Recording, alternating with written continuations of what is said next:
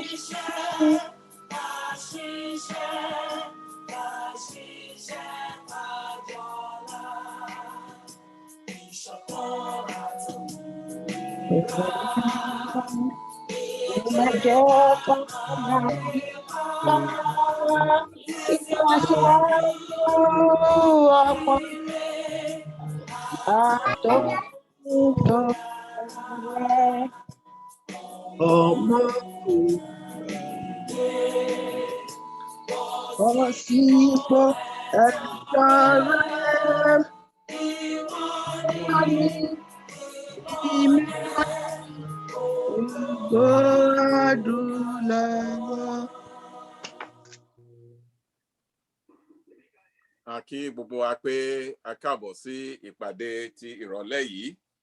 A dúpẹ́ lọ́wọ́ Ọlọ́run alààyè tó mú wa rí ọjọ́ tòní láti ọ̀sẹ̀ méjì tí a ti ṣe ìpàdé báyìí gbẹ̀yìn. Power on. A dúpẹ́ lọ́wọ́ Ọlọ́run, ẹ má bínú electronics ò lè má ṣe ti ẹ̀ ń gbà mí. So a dúpẹ́ lọ́wọ́ Ọlọ́run alààyè tí ó tún mú wa pàdé ní àṣálẹ́ yìí.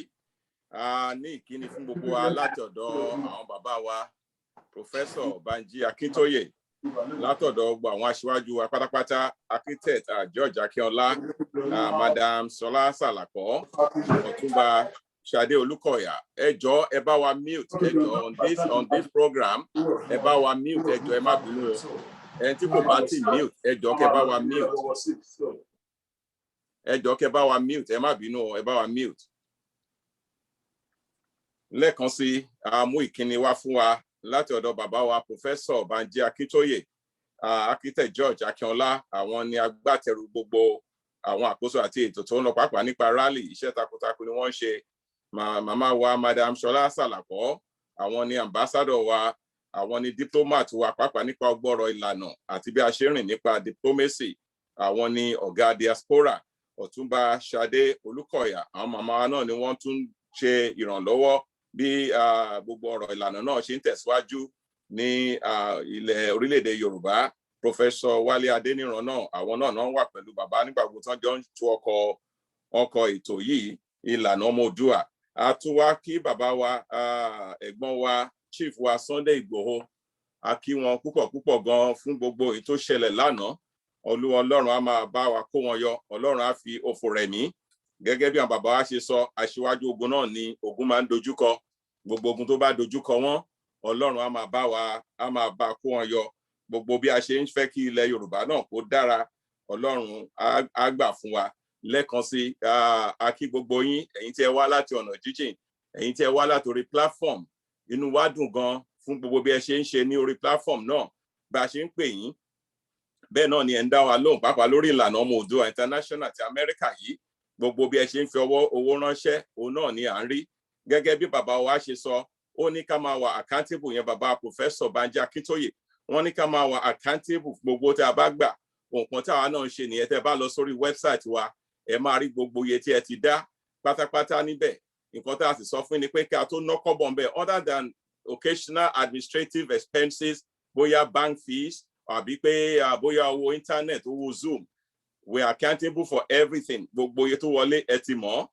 Àdẹ̀ tí rí lẹ́tà gbà láti ibì kankan other than a sọ pé gbogbo ẹ̀yin tẹ́ bá ti jẹ́ members, tẹ́ bá ti lè san more than $50. The first $50 tẹ́ bá san, part of it ó ń lọ sí èyí tó ṣe diaspora office.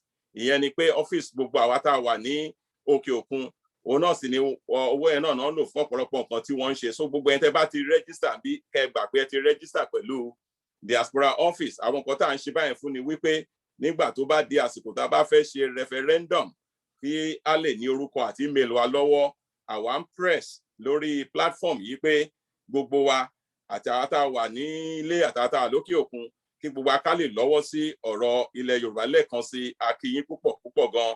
Ẹ kú náwó, ẹ kú nára, a ò ní ṣe lásán. Gbogbo ẹ̀yin náà tẹ́ ẹ bá dẹ̀ tí ì darapọ̀ mọ́ wa tẹ́ ẹ tí ì join, a bẹ̀ yín kẹ́ join wa. Nǹkan tí bàbá sọ pé ká ṣe, bàbá ní kẹ́ máa tọ́jú owó yín. Àwọn nǹkan tí wọ́n sọ fún wa nìyẹn. Ẹ máa tọ́jú owó yín, ẹ má náwó nínàkúnà. Ẹ make sure torí ìgbà kan wà tí ẹ máa need owó náà. Òun ló fi jẹ́ pé gbogbo tẹ̀yin dá ó wà níbi tá a kó sí. Ẹ̀yin tẹ́ bá wà lórí platform pẹ̀lú wa, ẹ rántí pé a ti bèrè fún auditors. A bèrè fún group of auditors from those who are paid members. Kì í ṣe owó wa, owó yín ni, owó ilẹ̀ Yorùbá ni. A ti sọ pé ẹni owó tán bá tẹ̀ fẹ́ ná pàápàá láti lé. Gbogbo alámọ̀ pé nílùú tó bá létò, kò kàn ṣe pé bóyá ẹnìkan kan máa dédé máa náwó lásán. Gbogbo tó bá orílẹ̀-èdè náà jẹ́ níbi tó dé nìyẹn. Tá a bá fẹ́ ná owó nu owó tẹ́ ti fún wa, kí lẹ́tà kó wá láti lé, kí lẹ́tà kó wá láti ọ̀dọ̀ àwọn tó fẹ́ owó náà. Ká dẹ̀ fi lẹ́tà ẹ̀ka fún bàbá wa Akíntóyè. Bàbá, wọ́n ní ká náwó báyìí o. Lẹ́tà tá a gbà ní ìlànà ọmọ Oòduà àti inaugurate wa ní Amẹ́ríkà ní o. Ṣé ẹ fọwọ́ sí? Ẹ jọ̀ọ́ kẹ́ bá wa mute. Ṣókùnbí, Ládé Ṣókùnbí, please mute for us. So àwọn nǹkan tí a sọ pé a fẹ́ ṣe nìyẹn. So nítorí náà tẹ́ ẹ bá ti rí lẹ́tà tá a post sórí platform tàbí àti ní kẹ́ vote fún owó kankan tá a fẹ́ ná, ó mì pé àti ìnáwó owó yín wà intact. Nǹkan tí bàbá sọ fún wa náà nìyẹn. A fẹ́ kí àwa pàápàá ká ní owó tó yẹ pé tí ò bá tẹ̀ ṣe millions, high hundreds of thousands of dollars. Tẹ́pẹ́ àpapọ̀ a máa sọ pé ilẹ̀ Yorùbá ní owó kan tó wà níbì kan tó wà nítọ́jú. A sọ fún yín pé a ti pè yín kẹ́ wá audit. You can come and audit us at any time. Your money is safe, your money is secured. Tẹ́ bá rí owó tá a ná tí ò yẹ ká ná níbì kankan, we pledge, we will pay you back. A jẹ́ kó dá yín lójú bẹ̀ pé owó tẹ̀ ń dá fún ọmọ Yorùbá, fún ìlọsíwájú ọmọ Yorùbá. Tẹ́ bá rí pé àná ìnákúnà kankan bẹ̀, we guarantee to pay it back. So nítorí náà ẹ jọ̀ọ́ gbẹ̀yìn tẹ́ ń dáwó $50 lóṣooṣù, ẹlòmíì ń dájú bẹ́ẹ̀ lọ. A kí yín gan, a kí yín o. Ìlànà ọmọ Oòduà ilẹ̀ Yorùbá wà títí ayérayé ni. Àwọn Israel wọ́n ní kinní kan tó ń pè ní sovereign fund. Owó yẹn ti wọ trillions of dollars now. Trillions of dollars. Kò sí nǹkan tó ń fẹ́ ṣe tún àwọn pàápàá lè ya orílẹ̀-èdè lówó. Bí àwa náà ṣe bẹ̀rẹ̀ ìjàgbara ẹ̀ láwọn náà bẹ̀rẹ̀ ìjàgbara. Tán ní káwọn máa dá owó tí wọ́n sójú kan, ṣùgbọ́n àwọn ní discipline. Ẹ jẹ́ ká sọ tọ̀rọ̀. Wọ́n ní discipline, wọ́n dẹ̀ gbọ́ràn síra wọn lẹ́nu. Nǹkan tó yẹ káwa Yorùbá náà ká adopt nìyẹn. Ká ní discipline, ká dẹ̀ máa gbọ́ràn síra wa lẹ́nu, ká fọwọ́sowọ́pọ̀, ká máa ṣe lọ́kan. So nítorí náà lẹ́ẹ̀kan sí àtúnkí wa pé a káàbọ̀ ní ọjọ́ tòní. Àwọn nǹkan tí a rí lè fẹ́ sọ òun náà ni nípa self defence. Gbogbo ala ti rí gbogbo nǹkan tó ń ṣẹlẹ̀ káàkiri nísìn. Gbogbo ala rí nǹkan tó ṣẹlẹ̀ lánàá. Àwọn tí ó wà láyé níwòye àná nínú ọ̀rọ̀ ìjàgbara yìí nísìn wọn ò mà sí láyé mọ́, torí pé àwọn kan ti lọ ká wọn mọ́lé lóru, wọ́n ti ṣe wọ́n lọ́ṣẹ́. Ọlọ́run pàápàá ló bá yọ aṣíwájú wa, jagunjagun wa, chief wa Sunday Ìgbòho. A rí pé wọ́n ti ba ilé náà jẹ́, ṣùgbọ́n nílé ọba tó jó ẹwà ló bùkún, wọ́n ti ba gbogbo ilé náà jẹ́. Wọ́n ní ọ̀pọ̀lọpọ̀ ẹ̀yin náà rí ẹ̀jẹ̀, torí pé tí nǹkan bá ti ṣẹlẹ̀ ń sìn gbogbo náà láàrin káàkiri àgbáyé, ẹ rí ẹ̀jẹ̀ ọmọ ènìyàn tó ń ṣàn sílẹ̀. A ti sọ lè láti ọ̀sẹ̀ tó kọjá pé a máa mú àwọn kan wá síbí. Àwọn ẹni méjì tá a mú wá náà ni Mr. Friday Fayọ̀wọlé. Mo rò pé wọ́n á ti wọlé sí àárín wa ń sìn. Àwọn wá láti Nevada, USA. Wọ́n ti gbé ní wọ́n ti gbé ní Northern Nigeria. Wọ́n ti mọ bí àwọn Fúlàní ṣe ń ṣe ló dàbẹ̀ pé àwọn bàbá wa máa ń kọ̀wé kan pé káyé forí ejò họmú. Ó dàbẹ̀ pé bá a ṣe ń ṣe pẹ̀lú àwọn Fúlàní yìí, ìwà ọmọlúàbí wa, ìwà èèyàn dáadáa tiwa kò jẹ́ ká mọ inú ewu tá a wà. So àwọn brother wa náà Mr. Friday Fayọ̀wọlé wọ́n máa bá wa sọ̀rọ̀ àwọn experience wọn tán ti ní. Then àǹtí wa kan náà Mrs. Aquila Modúpẹ́ Òtítọ́jù, àwọn wà ní Malaysia. Wọ́n láti dá ọrùn mọ́jú kan lè wà ní àárín wa bí a ṣe ń sọ̀rọ̀ lọ́wọ́ ni wọ́n dá ọrùn mọ́jú nítorí pé ìdájí náà wà lọ́hùn báyìí ń sìn. Ó lójú ẹni téèyàn lè pè láago 3 aago 4 àárọ̀ pé kó wá sórí Zoom tó dẹ̀ máa wá. So a kí gbogbo ibẹ̀ ṣe wá. So ní orí platform wa bí àwọn èèyàn ṣe máa ń béèrè lọ́wọ́ nǹkan táwa dúró lé lórí ní self defence. kò sí bí ẹnìkan ṣe fẹ́ wá ka yín mọ́lé ńsìn tẹ́ wá máa gbà fún pé kó pa yín nǹkan tí bàbá wa náà dẹ̀ fọwọ́ sí náà nìyẹn àwa ò ní gbéra sìn ká là ń lọ Sókótó à ń lọ Kánò à ń lọ Màdúgùrì ká lọ máa kó wọn lẹ́rú ṣùgbọ́n tó ń bá wa nílẹ̀ wa níwájú ilé wa gbogbo nǹkan tẹ́ ẹ bá ní gbogbo nǹkan tí Ọlọ́run bá fún yín ní agbára kẹ́ fi dáàbò bo ẹ̀mí yín dúkìá yín àti àwọn èèyàn yín gbogbo ẹ̀ ó wà ní àṣẹ ìjọba. You can do it. This is called self-defense. tó ń bá fẹ́ ṣe yín léṣe tẹ́ ẹ bá ṣe wọ́n léṣe ńgbà tó bá wò wọ́n lẹ̀ wọ́n á rí pé àwọn eléyìí wọn ṣará àdúgbò yìí wọ́n rìnrìn àrèwá síbí ni nǹkan táwọn olóyìnbó ń pè ní trespasses wọ́n ti trespass wọ́n ti wá fẹ́ ṣe yín lọ́ṣẹ́ Ọlọ́run dẹ̀ mú yín borí wọn tó ń torí náà ẹ jẹ́ ká mọ̀ yẹn ọ̀rọ̀ ọmọlúwàbí kọ́ lélẹ̀ àbí pé ọ̀rọ̀ pé ẹ lọ pé agbófinró ẹ̀yin gan lẹ máa gbófin ẹ̀mí yín ró ní ọwọ́ tí a wà yìí nísìn. So and then the other thing tá a tún sọ náà tó yẹ pé ọ̀pọ̀lọpọ̀ gbà la máa ń rí a lot of arguments and I think unnecessary arguments on the platform tá a bá ń sọ̀rọ̀ self-defense àti diplomacy.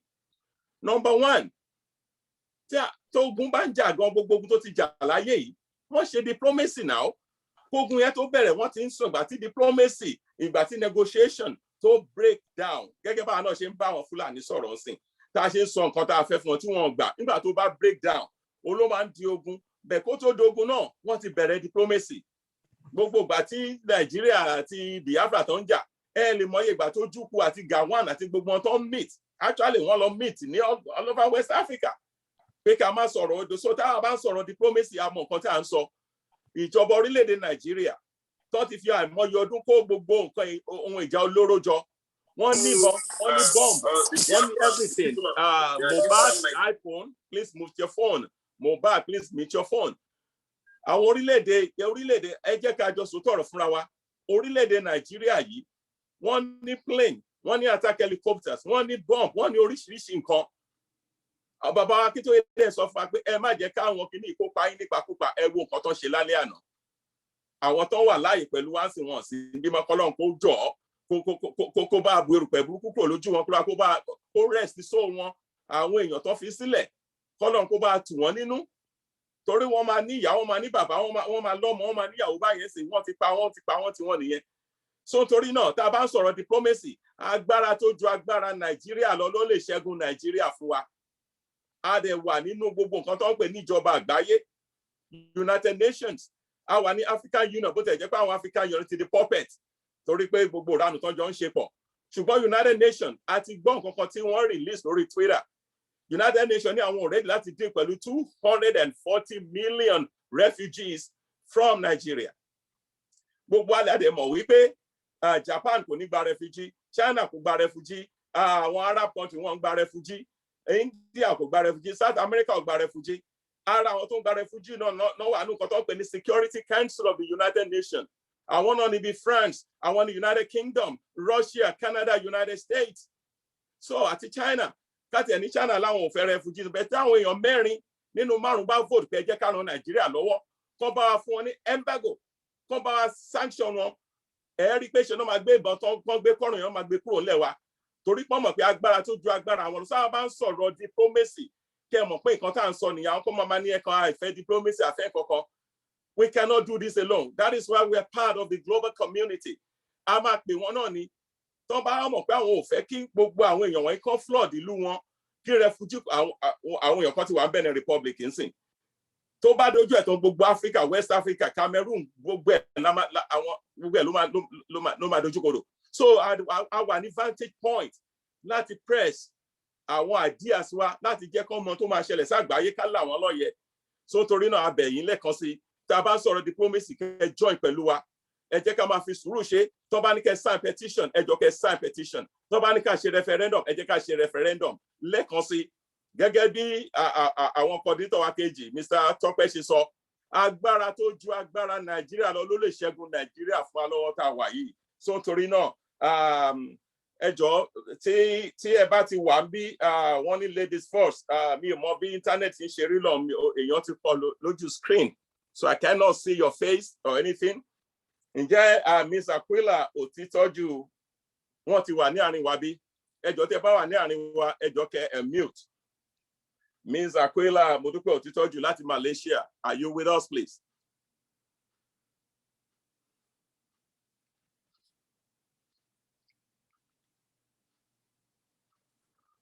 Okay. What about Mr. Friday? Mr. Friday Fayowole, are you with us?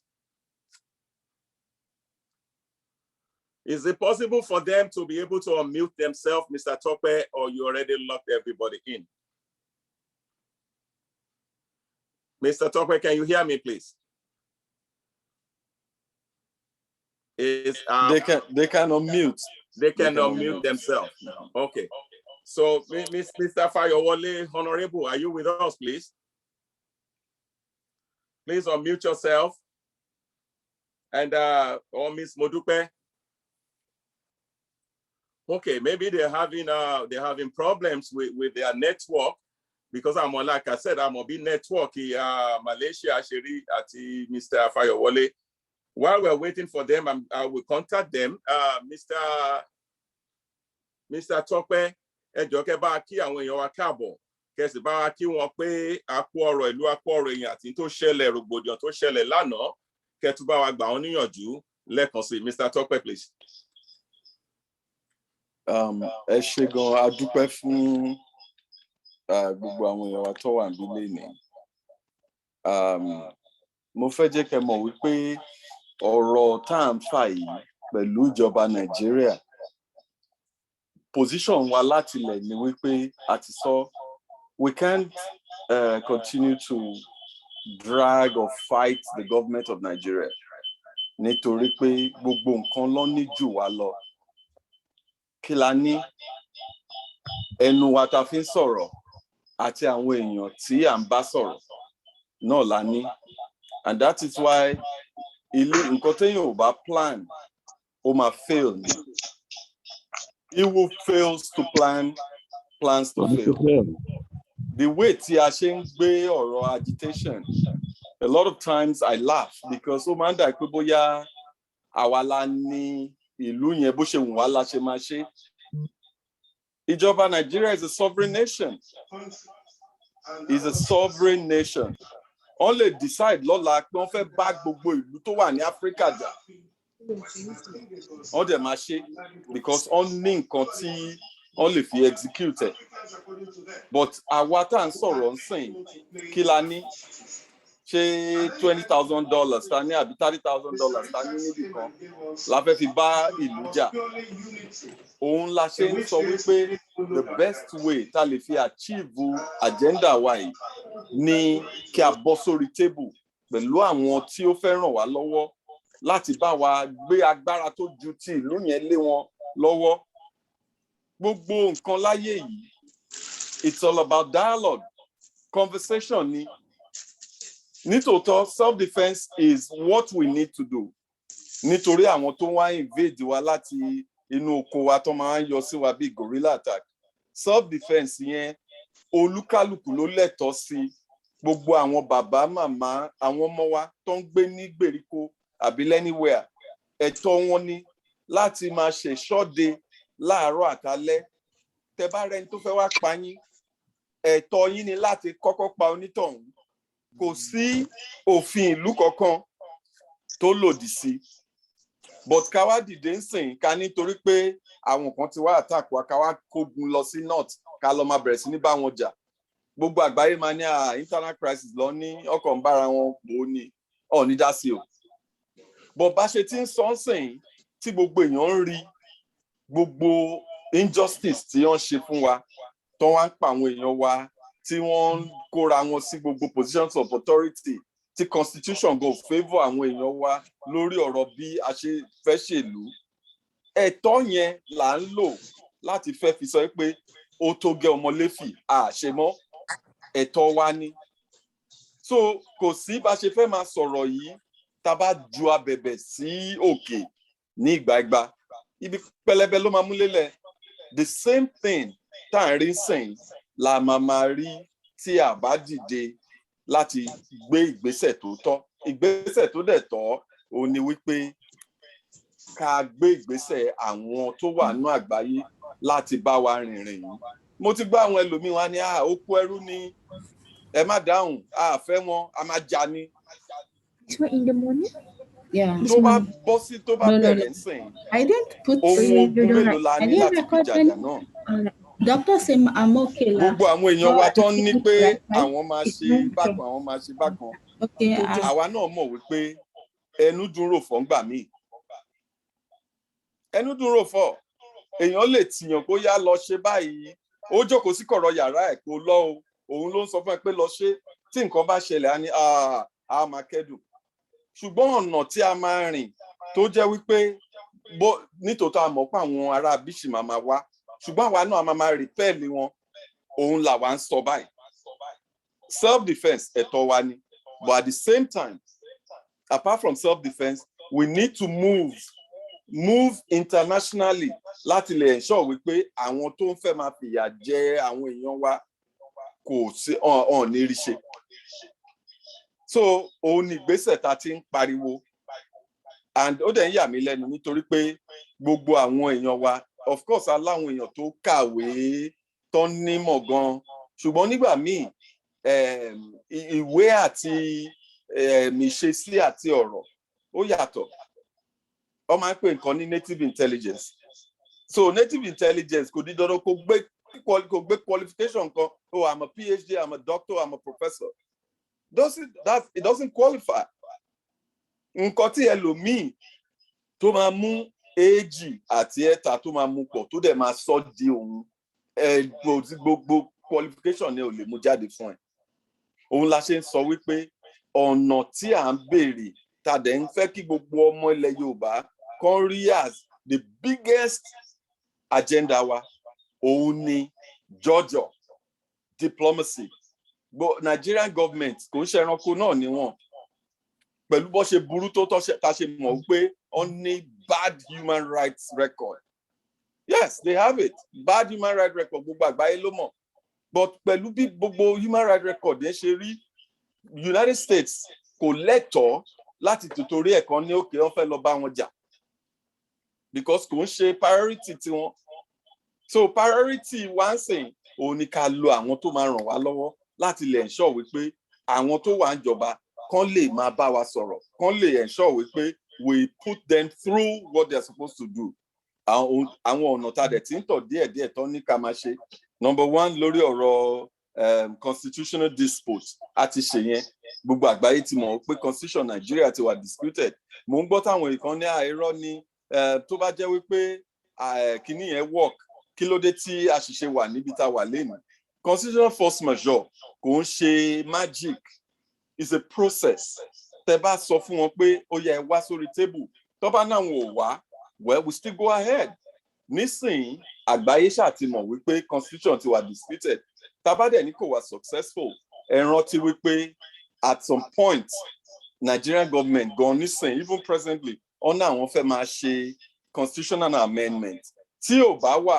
productive iṣẹ́ yẹn ṣé wọ́n máa ná fẹ́ máa amend a dẹ̀ mọ̀ wípé restructuring gan àwọn tó kàn pariwo pé àwọn fẹ́ restructuring read my lips Nigerian government will not restructure anything so don't deceive yourself for those who are still keen with restructuring of Nigeria they would never restructure Nigeria. The only thing we would ask and we're asking and we're demanding now is the autonomy of our people. We don't want to continue under a government that is a terrorist government. We all know the government of Nigeria is a terrorist government. Case closed. Kò sí àní-àní lórí ẹ̀ nítorí pé tí wọn ò bá ń ṣe terrorist government ni wọ́n á máa follow òfin láti ní wọ́n fẹ́ prosecute èèyàn wọ́n á follow òfin láti ní wọ́n fẹ́ fi láti ní òkè ẹ̀yìn ẹ̀tọ́ yín ni láti protest ọ̀ ní lọ́ọ́ máa yìnbọn lọ àwọn èèyàn ọ̀ ní kọ́lọ́pàá síbẹ̀ láti máa arrest àwọn èèyàn so ó ti show irú record tó ní gbogbo àgbáyé dẹ̀ mọ̀ so nígbà tí gbogbo àgbáyé mọ irú record tó nìyẹn àwa nǹkan táwa máa ṣe ni pé ká máa bẹ̀rẹ̀ sí ní rìn irú àwọn YOV lénìí wọ́n ṣèpàdé ní Washington ní press club wọ́n address àgbáyé wọ́n ṣe slides àwọn nǹkan tó ń ṣẹlẹ̀ ní Nàìjíríà kí gbogbo àgbáyé lè rí that's a beautiful effort nǹkan tá à ń sọ náà nìyẹn so gbogbo ìrìn tá a feel pé ó yẹ ká máa lọ rèé gbogbo wa tá wà ní diaspora tá bá ní a fẹ́ háyà àwọn tó máa lọ máa jagun fún wa tán máa ṣe gbá we don't have the money to prosecute it so ẹ jẹ́ ká máa fi gbogbo nǹkan sí right context tá a bá bẹ̀rẹ̀ sí ní ṣe bẹ́ẹ̀ yẹn ẹ rí pé a máa move fast but níbi tó jẹ́ pé tá a bá ti ń sọ téèyàn bá ẹlòmíín gbé àwọn míín fà wálẹ̀ nítorí wọ́n fẹ́ jẹ́ kó máa rí wọn káwọn wà ní 4 àwọn làwọn fẹ́ wà ńbẹ̀ so gbogbo productive efforts táwọn bàbá míì àbí àwọn ẹlòmíín ṣe àwọn míì á máa wọ wálẹ̀ so this is one of the biggest challenges we have but pẹ̀lú bó ṣe jẹ́ challenge náà it is also going to be in our benefit because bá ṣe ń ṣe láàárín àwọn mistakes wa and then move forward. So we believe very much, and that is what we've been conversing for. Our diplomacy must at this point increase.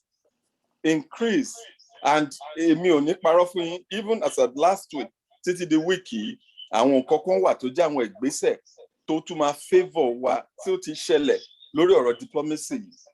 But gbogbo nǹkan kan là máa wá sórí afẹ́fẹ́ láti wá máa sọ.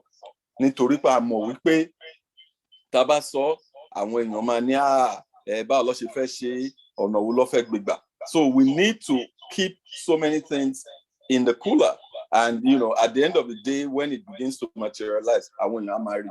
So a gba àwọn èèyàn à ń rọ̀ àwọn èèyàn wa Ọlọ́run á rọ̀ àwọn gbogbo àwọn tó tẹ̀ ní wọ́n ti sọnù. We pray for God to grant them repose. Nítorí pé kò ń ṣe nǹkan tí ó jẹ́ ìdùnnú fún wa báwọn èèyàn ṣe ń kú. But at the same time, a gbọ́dọ̀ rìn on the right direction so we can get the right results. We cannot continue to do things the same way. Ẹ máa ń wo the same way àwọn bàbá wa kan ṣerú mistakes yìí. Wọ́n believe pé okay, ẹ jẹ́ a máa ṣe báyìí àwọn èèyàn yìí, let's keep going with them. But they're subduing you continually, perpetually, a dẹ̀ ṣe ń wòran. Then àwa ní a fẹ́ jà, a fẹ́ ṣe kínní, ní nǹkan ọjà. More so, a dẹ̀ ti sign gẹ́gẹ́ bí a nation, ẹ rántí UNPO, a ti sign gẹ́gẹ́ bí ìlú pé a máa pursue peaceful means. Ẹ jẹ́ a máa rò yẹn. But kò wá mean pé tá a bá wà nílé wa táwọn èèyàn kan fẹ́ wá pa wá ká má defend ara wa. Self-defense kọ́ ni pé àní jagun. Jagun ni pé ká dìde sí ká wá nǹkan jà, ká bẹ̀rẹ̀ sí ní wá àwọn èèyàn kiri ká máa bẹ̀rẹ̀ sí ní bẹ́ wọn lọ́rùn kó di big crisis bí irú àwọn ètò ti ṣẹlẹ̀ láwọn ìlú kan ní àgbáyé. Àwọn èèyàn máa sọ dúnà wọ́n máa ẹ wo ìgbà tí yóò ṣẹlẹ̀ ní Syria títí dè ní kí ló ṣẹlẹ̀ Assad bomb everywhere and he's still the president. The same thing ṣẹlẹ̀ ní Yemen on level everything. Àwa ń sẹ́pà àfẹ́rù yẹn à ń fẹ́ bi tó jẹ́ wípé àwọn alágbára tó ju àwọn tiwa lọ tó ń bá ti bẹ̀rẹ̀ sí ní fún wọn ní hit. Ẹ wo rally tá a ṣe ní October last year, very powerful. It was meaningful because all over the world bá ṣe ṣe àwọn èèyàn rí seriousness ẹ̀ to the extent tó jẹ́ pé gbogbo nǹkan tá a kọ as petitions and all that are signed. Nigeria government shake wọ́n bẹ̀rẹ̀ sí ní ẹ má dá wọn lóhùn aláriwo ni wọ́n. If it doesn't touch them, they won't respond. So nǹkan tá a need àti máa ṣe nìyẹn. I listened to Professor Akintoye very well. Wọ́n sọ wípé ẹ̀yin tẹ́ wà ní diaspora lẹ lè ràn wá lọ́wọ́. Ó nítumọ̀. Àwa tá wà ní diaspora la máa ràn àwọn tó wà nílé lọ́wọ́. Àwọn tó wà nílé buffers ló jẹ́ fún wa. Táwa bá ti bẹ̀rẹ̀ sí ní fún wọn ní hits láti bí àwọn yẹn wọ́n á máa gbé díẹ̀díẹ̀. Torí a mọ̀ wípé tán bá jáde ń sìn tó bá ṣe gbá ń sìn wọ́n lè ní kọ́ lọ máa yìnbọn lù wọ́n kọ́ lọ máa ṣe ìwà wọn nìyẹn amọ̀wá wọn. Àgbáyé dẹ̀ mọ̀ wá wọn. Tẹ́ bá rò pé àwọn ará àgbáyé ò mọ̀. United States knows the human rights abuses of the Nigerian government. It's not hidden. Àwọn náà mọ̀ ẹ wo àwọn ọmọ tó pàdánù ní EndSARS. They covered it up and up until today we do not have facts about what happened. But àwa mọ̀ and the world knows, but they covered it up. So as we speak today, the same thing will continue to happen if we're not moving in the right direction. The direction we keep saying is to go diplomatically, and the diplomacy we're talking about is not just, I know one senator, or I've written letters to this person. Everybody can write letters, but if you're not doing it the right way, you will not get the right results. So, like I said, we cannot continue to do things the way we feel and think we will get a result. It's not going to come. Akomama delay evil day any. But when we begin to walk in the right direction, tá dẹ̀ bẹ̀rẹ̀ sí ní rìn pẹ̀lú àwọn tó fẹ́ ràn wá lọ́wọ́ ẹ rí wípé ká tó ṣe oṣù 6 ìjọba Nàìjíríà gan ló máa ní ẹ wá ẹ jẹ́ ká sọ̀rọ̀ ṣe bí wọ́n fẹ́ sọ̀rọ̀ ń sìn ni ìrìn tá máa rìn tó máa fi ní ó yá gbogbo àwọn tó tẹ̀ ń ṣe kínní come let's sit on a round table okay ọ̀nà wo la fẹ́ gbé gbà ẹ rántí wípé as a government or as a nation a ní nǹkan púpọ̀ tí a sì jọ so pọ̀ àwọn ọmọ wa mo wà ṣọ́ nú àwọn tó lọ invade ilé olóyè Ìgbòho àwọn ọmọ Yorùbá wà ńbẹ̀ ẹ̀rọ yẹn ní sójà àwọn ọmọ Yorùbá wà ńbẹ̀ ní army rather ní air force àwọn ọmọ Yorùbá wà ńbẹ̀ kí ni gbogbo effort wa as a nation láti pe àwọn èèyàn wa kán wà ní gbogbo àwọn ibi iṣẹ́ ìjọba àti gbogbo ẹ̀ láti wálé ẹ má jẹ́ a máa ṣe nǹkan ká believe pé a máa kàn yọ jáde in isolation gbogbo àwọn people yẹn náà a gbọ́dọ̀ pè wọ́n wálé ni but pípè wọ́n wálé tó bá ti bẹ̀rẹ̀ sí ní rí effect tí ó ń hámà mọ́ government tán ti ń nà wọ́n àwọn yẹn gan ló máa ní ó dà pé ilé ti tó lọ gbogbo wọn náà ló máa pull out so òun la ṣe ń bẹ̀bẹ̀ à ń bẹ̀bẹ̀ ní adẹ̀ tí ń sọ ẹjọ́ ọ̀nà tí a máa gbà láti fi tètè débi tá à ń lọ òun ni diplomatic means àti ń bá àwọn èèyàn sọ̀rọ̀ effort gbogbo ọmọ Yorùbá là ń wá láti lè ensure wípé a lè pressure láti débi tá à ń lọ tá bá continue àti máa ní a máa já ní a máa ṣe kíní kan ní kò ní débi kankan I'm not a pessimist I'm a realist kò ní gbé wa débi kankan we need to do the right thing to get the right result ní máa ṣe bí Nàìjíríà ta kò máa wò pé bóyá anything tí bá ti mú mọ̀yàn kan tí bá lọ bá ó máa bá mi ṣe nǹkan tí mò ń wá it doesn't work that way tó bá jẹ́ pé bó ṣe ń ṣe nìyẹn gbogbo àwọn ọmọ wa tó wà ní position níbí ń sìn ó yẹ kán lè ní ó yá ìjọba Nàìjíríà yọ wọ́n kúrò but àwọn gan ló máa sọ fún yín pé things do not work that way so ọ̀nà tó máa work ń sìn òun la fẹ́ ṣe and believe it or not the world does not know your story gbogbo nǹkan tó ń ṣẹlẹ̀ ń sìn they do not know what is going on because táwa bá sọ fún wọn pé àwọn pa wá o Nigerian government máa ní irọ́ ni o àwọn tó lọ wájà nìyẹn o they will spin it the way you want to ẹgbọ́n nǹkan tí Mr. Lai Mohammed ń sọ Mr. Lai Mohammed ó ní gbogbo àwọn tó rọ̀gbà mọ́ èèyàn kan pé àwọn ti mọ̀ wọ́n àwọn tó ń sponsor wọn they can spin anything that's why they call them spin doctors they will spin anything and àwọn tó bá gbọ́ ní àgbáyé wọ́n máa fẹ́ máa believe pé òótọ́ ni so òun ni mo ṣe ń sọ ẹjọ́ gbogbo àwọn èèyàn wa ní gbogbo àgbáyé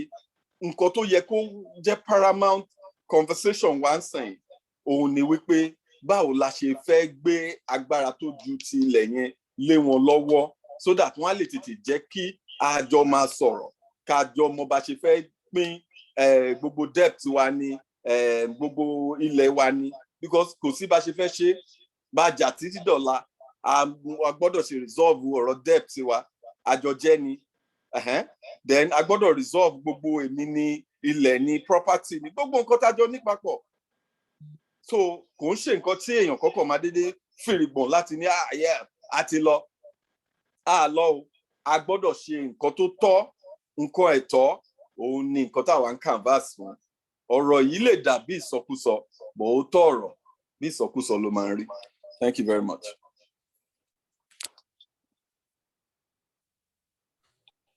Yeah, Mr. Tope, we thank you so much for that wonderful speech. A mọ̀ pé àwọn èèyàn wa náà tí a bá ń ṣàlàyé nǹkan yẹra wa ọlọ́gbọ́n náà ní gbogbo wa owó tá a fẹ́ ná tẹlifóònù airlines gbogbo ẹ̀ wà lọ́wọ́ ìjọba àgbáyé tó ń torí náà kì í ṣe pé nǹkan tí a lè sọ pé a fẹ́ dá ṣe ló wà ńlẹ̀ yìí so àwọn àlejò wa wọ́n ti dé Mr. Aquila Modúpẹ́ Òtítọ́jù kí yín káàbọ̀ sí àárín wa ẹ jọ̀ọ́ kẹ́ unmute Mr. Òtítọ́jù wọ́n dàgbà sí ìlú tó ń pè ní ìlú Zaria ní ẹ̀yin náà ti rí orúkọ wọn mo dúpẹ́ pé ọmọ Yorùbá ni wọ́n so wọ́n bí wọn ní Ìjùmọ̀ local government ní Kogi state so àwọn Yorùbá náà ni àwọn òbí wọn ṣùgbọ́n wọ́n raise wọn ní north ní Zaria Kaduna and she has her first degree in Sokoto so ẹni pé tó ti rìn gbogbo north ni wọ́n nígbà tèmi pẹ̀lú wọn sọ̀rọ̀ Ọlọ́run ló kó wọn yọ o lọ́wọ́ àwọn ogun Fúlàní. So now she worked so much in the youth service corps. She was in Zaria. She was a lecturer before she left for Malaysia for her PhD. So àwọn tá a mú wá lónìí ọ̀jọ̀gbọ́n ni wọ́n. Tí wọ́n bá ń bá wa sọ̀rọ̀, ẹ jẹ́ ká fi ara balẹ̀ gbọ́ ọ̀rọ̀ wọn. Nǹkan tó tún wá tó fi àtàfi máa ń mọ àwọn tó bá ń pè ní patriot, àwọn ojúlówó ọmọ Yorùbá gidi ni pé wọ́n sọ fún mi nísìnyí pé gbogbo àti à ń bá wọn sọ̀rọ̀ látijọ́ yìí láti bí ọjọ́ mẹ́ta sẹ́yìn wọ́n náà wà ní hospital.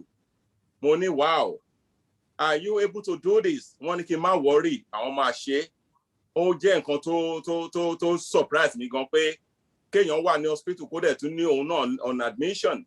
Àwọn sì tún máa try láti jẹ́ ìpè tó ọmọ Yorùbá pé wọ́n kẹ́ rí pé oríṣiríṣi ẹ̀bùn àti oore ọ̀fẹ́ òun ni Ọlọ́run fún gbogbo wa. So torí náà àti wa Miss Modúpẹ́ Òtítọ́jú ọ̀mí ìtara yín ẹ káàbọ̀ sí àárín wa mà. Ẹ káalẹ́ gbogbo ilé o, and my daddy and my mommy, everybody. It's a privilege to be here today. Ṣé ẹ lè gbọ́ mi? À ń gbọ́ yín Can clearly. you hear me? Okay. So, bí daddy ṣe sọ, Zaria ni wọ́n bí mi sí. I'm sorry for my voice, it's a bit weak. Zaria ni wọ́n bí mi sí, and my parents spent 40 years in Zaria before my dad retired.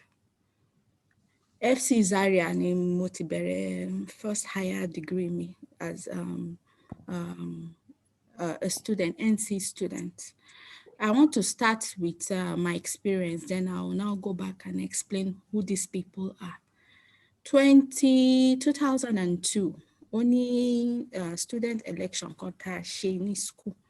So, ìgbà tí àwọn ará bí wá rí pé àwa elédè a jáde púpọ̀ jù àwọn lọ, they now organized, not just the students, the school authority, Fulani ni. If you Google it, mo try to Google it ní àná. His story yẹn wà online. Alhaji Shika something. Ó wá lọ kó mercenaries láti, I don't know where he brought those guys from. Wọ́n wọlé pẹ̀lú buses ni. Not one bus, not two buses, not three buses. They came in to kill students. That year, our students wọ́n pa. wọ́n ju 20 lọ. Wọ́n pa some, wọ́n kì wọ́n sínú well, wọ́n rape some, wọ́n kì irin sí wọn lára. But ṣé bá máa wo internet, 2 students nìkan ni wọ́n ní pé wọ́n pa ńgbà yẹn. And luckily for me, èmi ò kí ń gbé hostel nígbà yẹn. I do stay at home, and we had neighbors that we all go to the same school together. This our neighbor, ọmọ kìíní, ọmọ Èdó ni. Ṣé rí bá ṣe ń ṣe ra wa. Ọmọ Èdó tí ó ti gbé ní Zaria tó ti sọra èdè Hausa. Actually, prior to the attack, these people called their people to the masjid. Wọ́n pera wọn sínú mosque, wọ́n sọ fún àwọn ọmọ pé kó má wá sí school ńjọ́ yẹn, that they should stay at home. Ashe, my neighbor knew.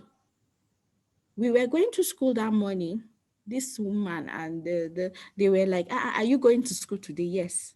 One, the song koko. So, Emi, bí mo ṣe dé, if you know Zaria very well, bí mo ṣe dé North Gate, main gate, not North Gate. Only be 30 drop, 31 motor Congo.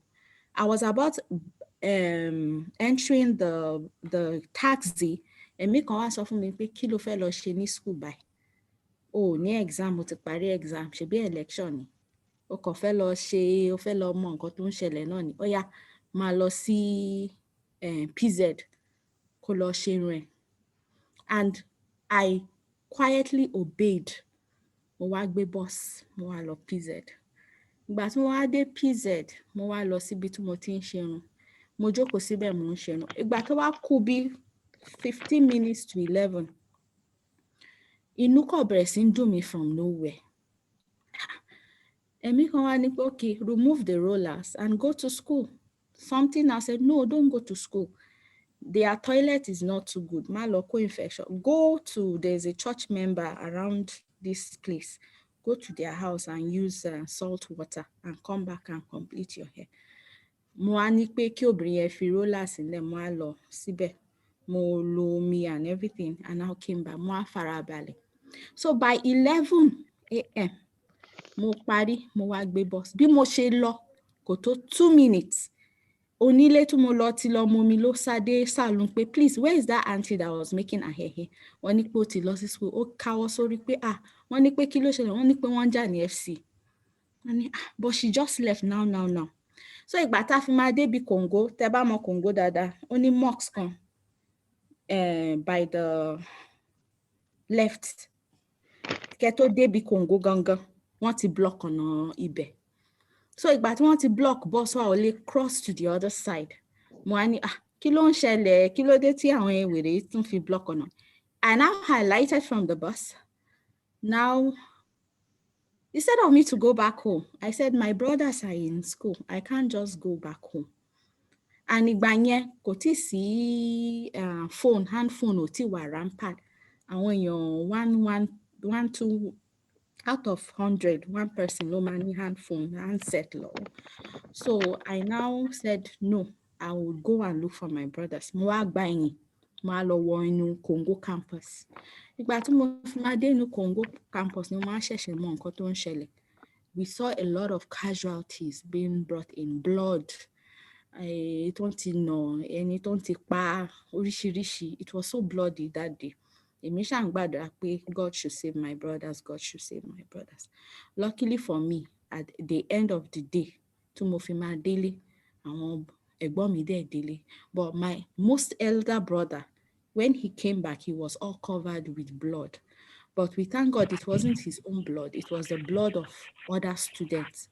Because I told him the day before that day I was going to the hostel. So he was feeling I was already in school. So ìgbà tó gbọ́ pé wọ́n pa àwọn student, he now ran to the hostel to try and save.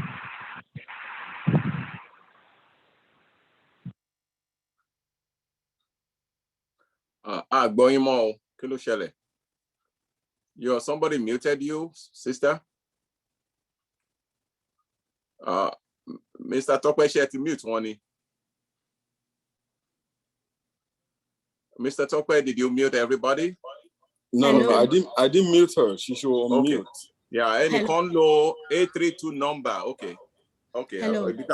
So when I now we went to church that week, the pastor was saying he saw bloodshed, that we should take communion. So we all took communion. That this my elder brother, Egbatapari service on Shadrosi be communion. Mommy me was like, kilo de tofi mu communion. I want a fellow that yemi kilo de tofi long mu communion ben. Emi ko ani pe efikale mon kotolom batutolom prepare. This point that I buttress, I'm going to still explain more on it. Like our brother said, Ijaik is a physical. We have to wake up whatever power source we have to fight these people. Because by the time we go physical, like he said, they're all international bodies. They are watching us to see what we will do. Because Nigerian government will not stop. They will keep on poking our nose. Eton ṣe fún Sunday Igboho lálẹ́ àná, orí bed mo wà, mi lè sùn. In fact, BP me high, wọ́n ṣẹ̀ṣẹ̀ check BP me tonsing.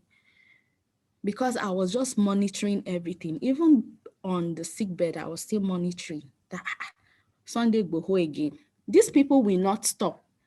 They don't fear death. I saw the post. I tried to comment it. Wọ́n bẹ̀rù ikú, ẹ lè pa million wọn wá sí màmá bọ̀. Bí ewúrẹ́ ni wọ́n ṣe rí. They don't fear death. Àwa là ń bẹ̀rù ikú fa. Àwa là ní family pé àfẹ́ kí nǹkan kan ṣe. Wọ́n ní stop. So if you people think, if we think that these people will stop, is a lie. They will not. Thank you. Sorry, thank you. They will not stop. They will not stop. They will keep on coming. So in Kotumofefa, my brother now went to the hostel. He said he is his own classmates. And we also around there, don't beg, don't bother, don't fake pound. That they were hitting him, but God protected him. Luckily, by the time to my bobo basho ko see àwọn àpá ní kolari ari ẹnu ìdà kan kolara. Ọlọ́run protect ẹ. Àwọn èèyàn tẹ́ mọ̀, àwọn ẹni tẹ́ jọ ń jẹun. àwọn ló máa kọ́kọ́ tọ́ka sí pé Gasunan. Let me tell you, àwọn Yorùbá tí ó ń bá àwọn ẹni ṣe, wọn mọ nǹkan tí wọ́n ṣe fà, wàláì, they are digging their grave. Wàláì, kò sí bẹ́ẹ̀ ṣe súnmọ́ àwọn ẹni wọn lè fi àṣírí wọn hàn yín. Tó bá tiẹ̀ ní pé wọ́n máa dúnbú yín lálẹ́ ni, wàláì, wọ́n á sì wá bá yín jẹun. Wọ́n á sì wá kí yín, wọ́n á wá jẹun nílé yín, wọ́n á momi, wọ́n á bá yín ṣeré. Tó bá dẹ̀ dòru, wọ́n á kógun, wọ́n á bá yín. The history of Usman Dan Fodio when he came to Sokoto, bó ṣe bẹ̀rẹ̀ nìyẹn, ó wọlé, he became friends with the king. And before he came to Usman Dan Fodio, Islam was already in Usman Dan Fodio. It was already in Sokoto. Islam ti wà ní Sokoto a long time ago before Fulanis came into Nigeria. So when he came, he now told the king's people that in Kote and Sheko right, and that is what they still do today. They feel they are the best Muslims. Àwọn Muslim, àwọn ló mọ́ jù. Àǹtí wa, akíyín á rí àwọn nurse tí wọ́n wá tọ́jú yín sìn, a dúpẹ́ lọ́wọ́ yín pé ó tẹ̀ jẹ́ pé ara ò mókun, ṣùgbọ́n ẹ tún wá irú àwọn ọmọ Yorùbá tó jẹ́ pé ó máa ń encourage wa láti ṣe nǹkan táwa náà ń ṣe lọ́sàn-án àti lóru nìyí. Àwa náà ò sùn mọ́jú o, látànà tí kíní ẹ̀ ti ṣẹlẹ̀, ọ̀pọ̀lọpọ̀ ò tí sùn dì sìn yìí. Kan tí mo kọ́ fẹ́ bèrè ni pé ọdún wo ni eléyìí náà, ẹ bá a sọ year yẹn náà, what year was this? Ǹjẹ́ ẹ rántí ọdún tẹ́lẹ̀ ìṣẹ̀lẹ̀? That was 2002. Me, ever gbàgbé. It was 2002. 2002, 11th September. That date can never be forgotten in anybody tó bá ní ọmọ ní school yẹn. Kò sí anybody tó lè gbàgbé date náà. Okay, ẹ ṣeun. Now, bóyá tún máa pè yín wá some other time, then because of your health, a dúpẹ́ Ọlọ́run máa fún yín ní àlàáfíà tó péye. When you feel tired or you feel you're done, please let us know. Ṣẹ́gbọ́? No problem. Okay. I'm still strong. Let me just explain. Once I'm done, then I would go. Mo fẹ́ bèrè question kan mà. Okay, sir. Ẹ má bínú. No problem. Àwọn nǹkan tí ẹ ti sọ fún wa ń sìn pé àwọn authority school wọ́n bá wọn lọ́wọ́ sí attack yìí. Ọmọ school lọ́wọ́ sí. Mercenaries lọ́wọ́ sí. Yes. Ó dàbí ẹni pé nǹkan tí ó ń ṣẹlẹ̀ sí wa nílẹ̀ Yorùbá as a whole lẹ́yìn tí tára nǹkan tí ẹ bá mi sọ ń wà ló jẹ́ kí ní agbọ́dọ̀ gbé yín wá lónìí kẹ́ bá àwọn èèyàn wa sọ̀rọ̀. Authority Nigeria lọ́wọ́ sí gbogbo tó ń lọ yìí. That is how àwọn tá a lè sọ pé ó jẹ́ àwọn ọ̀rẹ́ wa náà lọ́wọ́ sí. Bẹ́ẹ̀ni. Wọ́n tún kọ́ mercenaries náà wá. Ṣé rí pé nǹkan tó ṣẹlẹ̀ sí lọ́nà kékeré ló ń ṣẹlẹ̀ sí wa nísìn. Nǹkan tí mo wá fẹ́ bèrè nísìn ni pé ẹ tún sọ̀rọ̀ Usman Dan Fodio pé ó lọ bá àwọn ọba tán ti wà tẹ́lẹ̀. The same thing is happening pẹ̀lú àwọn ọba wa náà nísìn. A tún ti sọra wa di ẹrú wọn. Now, wọ́n lóògùn àwítẹ́lẹ̀ kì í parọ́. Parọ́ tó bá gbọ́n ni. Torí àwọn bàbá náà tún là. Ẹ jọ̀ọ́, kí ni advice tí ẹ ní òótọ́ ọ̀rọ̀ tí ṣe rí lórí platform yìí? Ẹ lè sọ ìgbà tó ti ní káwa gbẹnu sọ̀hún. Ní Amẹ́ríkà wọ́n sọ bẹ́ẹ̀ fún wa. Ní Nàìjíríà tèmi bá ń bá wọn sọ̀rọ̀ wọ́n ní ká gbẹnu sọ àwa la fẹ́ fogun jà wọ́n. Ẹ má fogun jà wá, kò sógun, àwa ń lọ party, a fẹ́ ṣòkú, a fẹ́ ṣe marriage. Ẹ jọ̀ọ́ àǹtí wa, we will still bring you back ní agbára Ọlọ́run. Ewu wo ló wà? Ẹ má fi nǹkan kan bo nǹkan kan fún wa. Ewu wo ló wà fún àwa Yorùbá pẹ̀lú bí tá a bọ́rọ̀ dé nísìnyìí? Ẹ jọ̀ọ́, ẹ bá a ṣàlàyé ẹ̀ torí a fẹ́ kí gbogbo èèyàn gbọ́, a máa record ilé. Ewu tó wà lórí wa báyìí. Yes. Oko ẹrú gidi, oko ẹrú part 2. Etí ìgbà tó ṣẹlẹ̀ last tí àwọn òyìnbó wá kékeré nìyẹn, part 2 oko ẹrú. Nǹkan tó wà báyìí, before you know, tá a bá take up action nísìn, before you know, wọ́n máa pa gbogbo àwọn ọba. That is their first strategy. They weaken all your strongholds. Àwọn èèyàn jàǹkàn tó bá wà lẹ́rìn yín, wọ́n á mú wọn balẹ̀ náà. Then, Èkó máa bẹ̀rẹ̀ sí ní Sẹ́ríkì tó máa jẹ́ ọba Yorùbá pátápátá. Kogi, gbogbo àwọn villages tó jẹ́ tàti ní ọba, àwọn Sẹ́ríkì ló máa wà ń bẹ̀. And these people are very subtle. tó bá ti wọ ṣé ẹ gbọ́ Fulfude kò sẹ́ni one of us tó gbọ́ Fulfude torí wọn kì í sọ èdè wọn lójú wa. O èdè yín gangan èdè yín wọ́n á jókòó wọ́n á kọ́ dáadáa wọ́n bá ti kọ́ dáadáa in order to penetrate into you very well they will start marrying your women. They will start marrying, and once they start marrying your women, they will now start killing you. Before you know, they will tell you, Ọmọ Ìlọrin ni mí, ọmọ Kogi ni, ọmọ Ìkìrìn-Àdé ni mí. And they will now take over. That is what they do. They call it spiritual cleansing. What they call it? Ethnic cleansing. They shipping, like Usman Danfodio. Omu Ọba Sokoto mu Usman Danfodio bí ọ̀rẹ́ pé kó wá máa kọ́ family ẹ̀ ní kéwú since tó sọ pé nǹkan táwọn ṣe kò right. Ibi tó ti ń kọ́ àwọn family ẹ̀ ló ti kọ́ àwọn subordinate ọba tó ti ń rọra sọ fún wọn. Àwọn èèyàn wọn yẹn wọ́n á sọ pé ọba wa ò kì í ṣe dáadáa, kì í ṣe mùsùlùmí dáadáa. Bó ṣe bẹ̀rẹ̀ sí plan before you know ó bẹ̀rẹ̀ sí build army. Ọ̀sán kan òru kan ló lọ bá ọba nínú ilé tó dẹ̀ pa. Àwọn èèyàn, that is how they don't work without your people. They lure your people into agreement into them. They point fingers to show your people that you are not doing it well. So your people now say, okay, kí la máa ṣe wá gbà wá since ẹ̀yin lẹ mọ̀. And ìgbà tó fi máa pa ọba Sokoto, instead tó ń kó dẹ̀ mú ara àwọn èèyàn Sokoto tó fi jọba, wọ́n á fi ara wọn sórí oyè. Ṣètì wá rí pé mission accomplished. Wọ́n á bẹ̀rẹ̀ sí come close díẹ̀. Zaria Fulani ló wà ńbẹ̀. Gbogbo north wọ̀nyẹn wọ́n conquer títí tí wọ́n fi dé Ìlọrin. Most of us know the history of Ìlọrin. Bó ṣe wọ Ìlọrin náà nìyẹn, wọ́n ní pé wọ́n yìí ṣe kinní pé ọba wọn ò dá kinní kan. Ṣebí Kakanfò àbí ta ni wọ́n connive pẹ̀lú ní Ìlọrin. They connive with one person to kill the king. This is their strategy. And that is why this dead man, Buhari, olórí ibú yẹn, ó sì insist on grazing. Because he knows these are his foot soldiers. Once they stop that grazing, land grazing up and down, ó máa weaken war. And that is why we must not give out our land to this animal. We mustn't give our land to them. Let me even explain another thing to you people.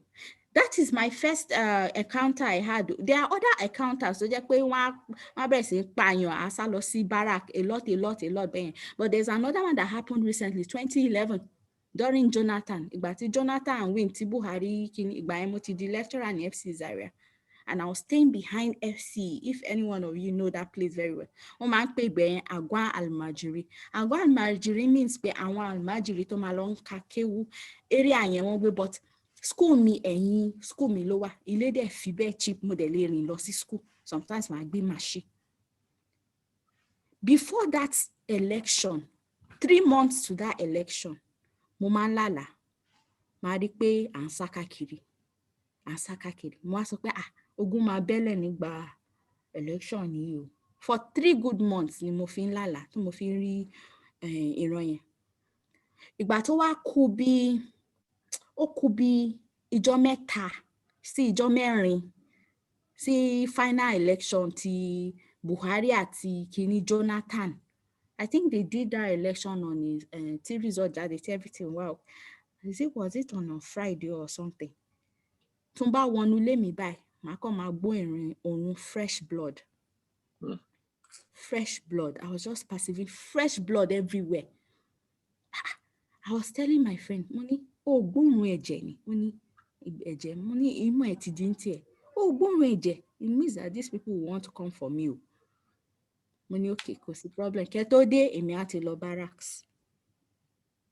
Ìjọ́ Thursday ni mo kẹ́rù mi. Mo kẹ́rù bá ó ní, why are you packing a lot of ẹrù? Mo ní this before they finish fighting. Ọlọ́run ti fi hàn mí. Ìgbà tí mo ti ń gbóòórùn ẹ̀jẹ̀, fresh blood. Mi lè jókòó sínú ilé mi, mo ṣáà ń gbóòórùn ẹ̀jẹ̀. mo ya kẹ́rù mi mo ya gbọ̀nà barak mo dé barak òru ìjọ́ tí mo dé barak or another colleague of mine called me Aquila ibo lo wà mo ní mo wà ní barak ó sọ pé thank God mo ní why are you panting wọ́n ní wọ́n ti ń jólè wa o so ṣáà ti kúrò o sí ilé mo ní mi sí ilé mo ti wà ní barak nǹkan tó mò ń sọ fún yín àṣé neighbor mi mọ̀ sí neighbor mi wọ́n mọ̀ pé wọ́n ń bọ̀. My neighbor in front and the other one by the side, all of them knew. The other one is from Meduguri, ètò wà níwájú Fúlàní ni. Àṣé wọ́n mọ̀ pé wọ́n ń bọ̀. Wọ́n wá ń sọ pé àwọn ní pé tó ń bá dé wọ́n wá gbé mi pamọ́ under bed mo ní ọ̀dẹ̀. Ọlọ́run jù yín lọ.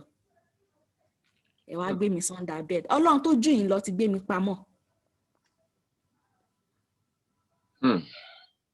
That's 2011. When they came, they started banging the door. Where is she? Ṣé ti wá gbọ́? Wọ́n mọ̀ àwọn ọmọ tẹ́ bá fún ní àwọn ọmọ dáńdókó tẹ́ máa fún lówó pé okay wá bá mi dalẹ̀ nù wá àwọn ni wọ́n lò àwọn ni alámí.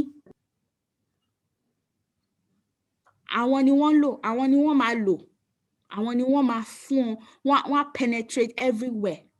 In fact, before that time, a week to that time, I was coming back from the office. Mo ada olokada dro. Konto de to ja ogun yẹn, ẹ máa notice pé you see new influx of people coming in. People coming in. Àwọn àlejò máa máa dé àwọn Hausa. Ṣé rí bó ṣe ń gbé trailer tó fi ń kó wọn lọ sílẹ̀ Yorùbá. Ìjà ni wọ́n fẹ́ lọ jà. Kí lẹ fẹ́ rò bẹ́ẹ̀ wọ́n fẹ́ lọ ṣeré ni. Tó bá ti fẹ́ jagun, wọ́n máa kó àwọn èèyàn wá láti different places. You start seeing new faces. Ìjọ́ yẹn mo dá ọ̀kadà dúró mo ní mo fẹ́ lọ sáàgọ́ àmàjèrè ó ní òun mọbẹ̀ mo ní mo ti wá mo ní wọ́n ti kọ́ ẹ wá àbí.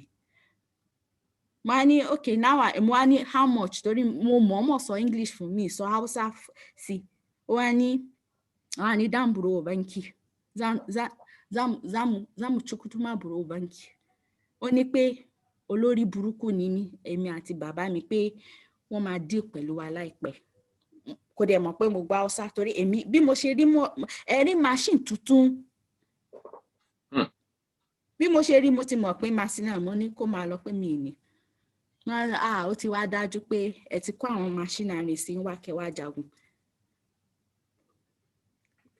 That is 2011 to tell you that they bring them in mass to fight. That is their strategy. Wọ́n máa kó àwọn èèyàn but wọ́n sì máa fi àwọn èèyàn dé àwọn èèyàn tó wà ní Zaria níbi tí wọ́n mọ̀ yín wọ́n á kó some of them lọ sí another place kún lọ jà. They exchange them. So there will still be 1, 2, 3, 4 people that will be showing them ilé ní ilé máa lọ ibi ilé máa lọ eléyìí sí ara wa eléyìí sí ara wa.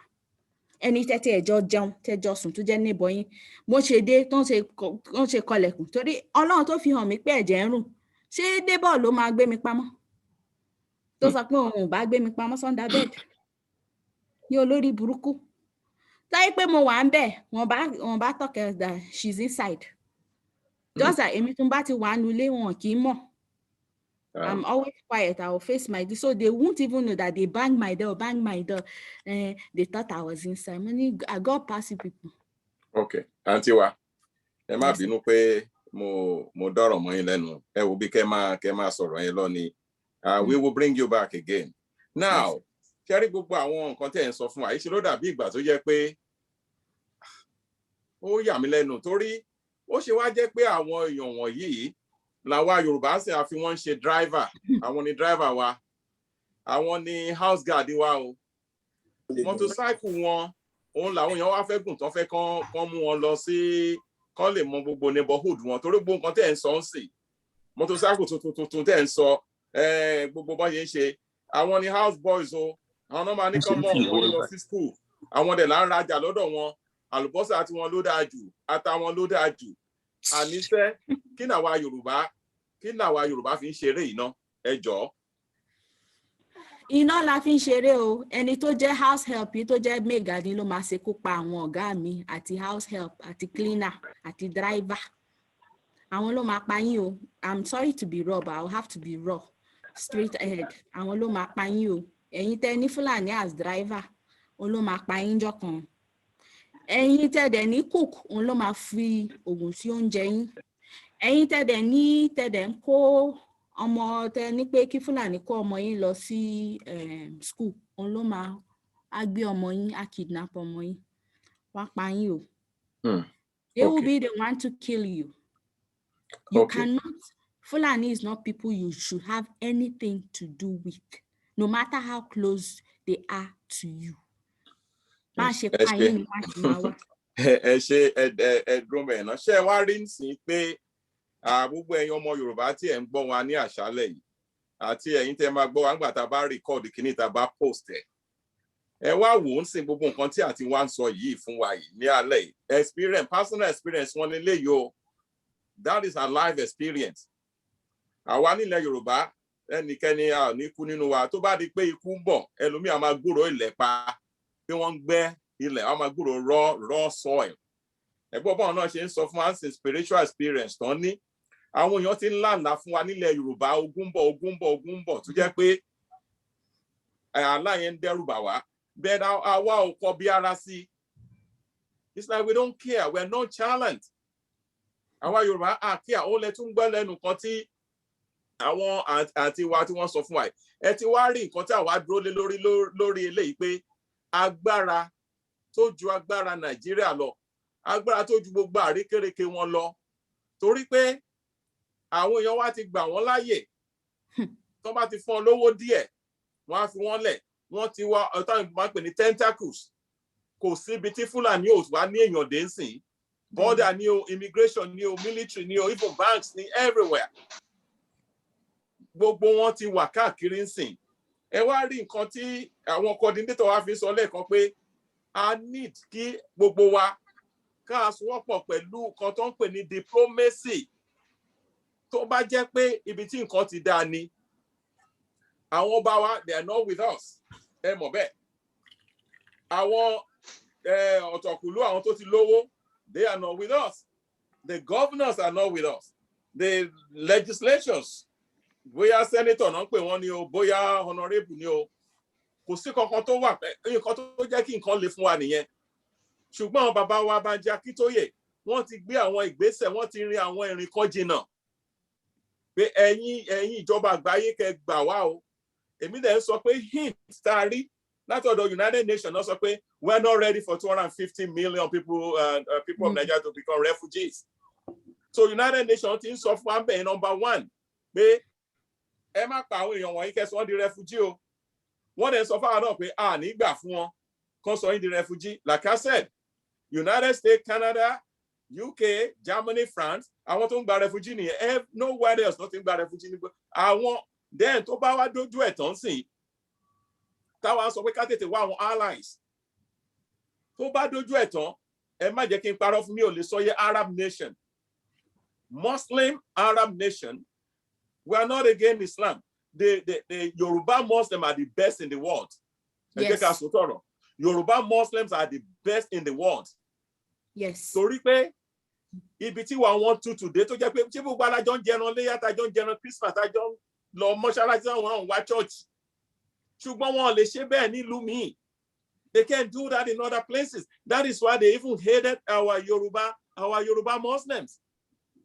Wọ́n ní wọn kì í gbà kan jọ kírun pọ̀ wọ́n náà ń segregate wọn so this is a time also láti jẹ́ káwọn Yorùbá mọ̀ pé tó bá dojú ẹ̀ tán àwọn Arabs ally ní ilé sọyé country náà tó máa join wọn láti sọ gbogbo ilẹ̀ wa di ilẹ̀ caliphate ilẹ̀ tán ti máa da màálù táwọn almajiran máa wà because àwọn èèyàn wọ̀nyí wọ́n wà ní ilẹ̀ gbígbẹ wọ́n wà ní ilẹ̀ aṣálẹ̀ so àwa tí Ọlọ́run wá fún ní ilẹ̀ tó dá ilẹ̀ tó lọ́ra yìí mò ń bẹ̀ wá ẹ̀yin ọmọ Yorùbá ẹ jẹ́ ká jí gìrì ẹ jẹ́ ká jí ìjì òtítọ́ ìjì òdodo nǹkan tí Ọlọ́run tọ́jú sí wa lọ́wọ́ ká má bàa pàdánù ẹ̀ àwọn bàbá wa wọn pàdánù tiwọn láyé tiwọn o nípa ìjà tí wọ́n jà tí wọ́n ṣẹ́gun àwọn Fúlàní yìí òun lèmi àti ẹ̀yin fún wa tá a bá bẹ̀rẹ̀ sí lọ sí generational roots wa ẹ rí i pé ìran jagunjagun là pàápàá ti wá ara àwọn tó ń jà tí life wọn spears so many hundreds years ago ara wọn là wà yìí ṣùgbọ́n àsìkò tí wá sí ló jẹ́ pé àwa wà non-challenge àti wa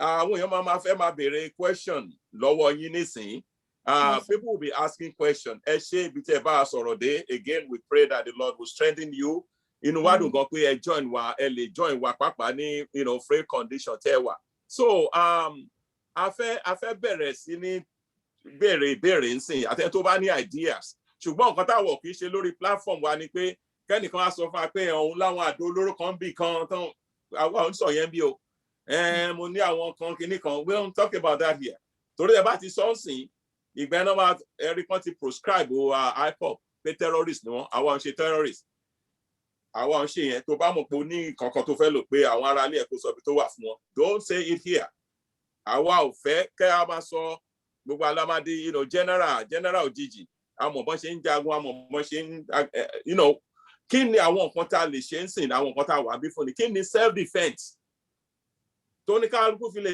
dáàbò bo ilé ẹ̀ tó ní kálukú fi lè dáàbò bo àdúgbò ẹ̀ èmi suggest kankan tó bá pé mo wà Nàìjíríà ni mo máa invest nínú agbégilódò kan o gbogbo tímbà tó ń rò ẹ máa rà á ni gbogbo ẹ̀yàn ọmọ àdúgbò ẹ máa yí lè ṣe ojú títì junction ẹnìkan kan ní wa mọ́tò dé street wa mọ́ tilẹ̀ bá ti ṣú tá a bá ti sọ fún pé kó nílé ó gbélé 6 o'clock gbogbo yín kẹ́ wọlé nǹkan tẹ́ bá ń ṣe ń gbòòrò títí di 6 ẹ̀ bá darí sílé ẹ̀yìn ọgbà ẹ̀ ló máa sùn ṣó ti yé wa ń sìn so nítorí náà à ń bẹ̀ wá ẹ̀yin ọmọ Yorùbá tíjọba ọba ṣe nǹkan kan fún yín ẹ pè landlord association ẹ pè àwọn baálé ẹ pè àwọn àdúgbò ẹ pè àwọn young people from age 15 to 40 ẹ̀mí ara yín lẹ fẹ́ gbàlà àwọn èèyàn yìí ti kẹ́bí àti wá ṣe ń sọ wọ́n ti wọlé sọ lára àyèzẹ̀ ti gbà wọ́n mo rí ẹnìkan tó nawọ́ sókè Mr. Olúṣẹ́gun ọmọ ìtara yín kẹ́ bá wa sọ̀rọ̀.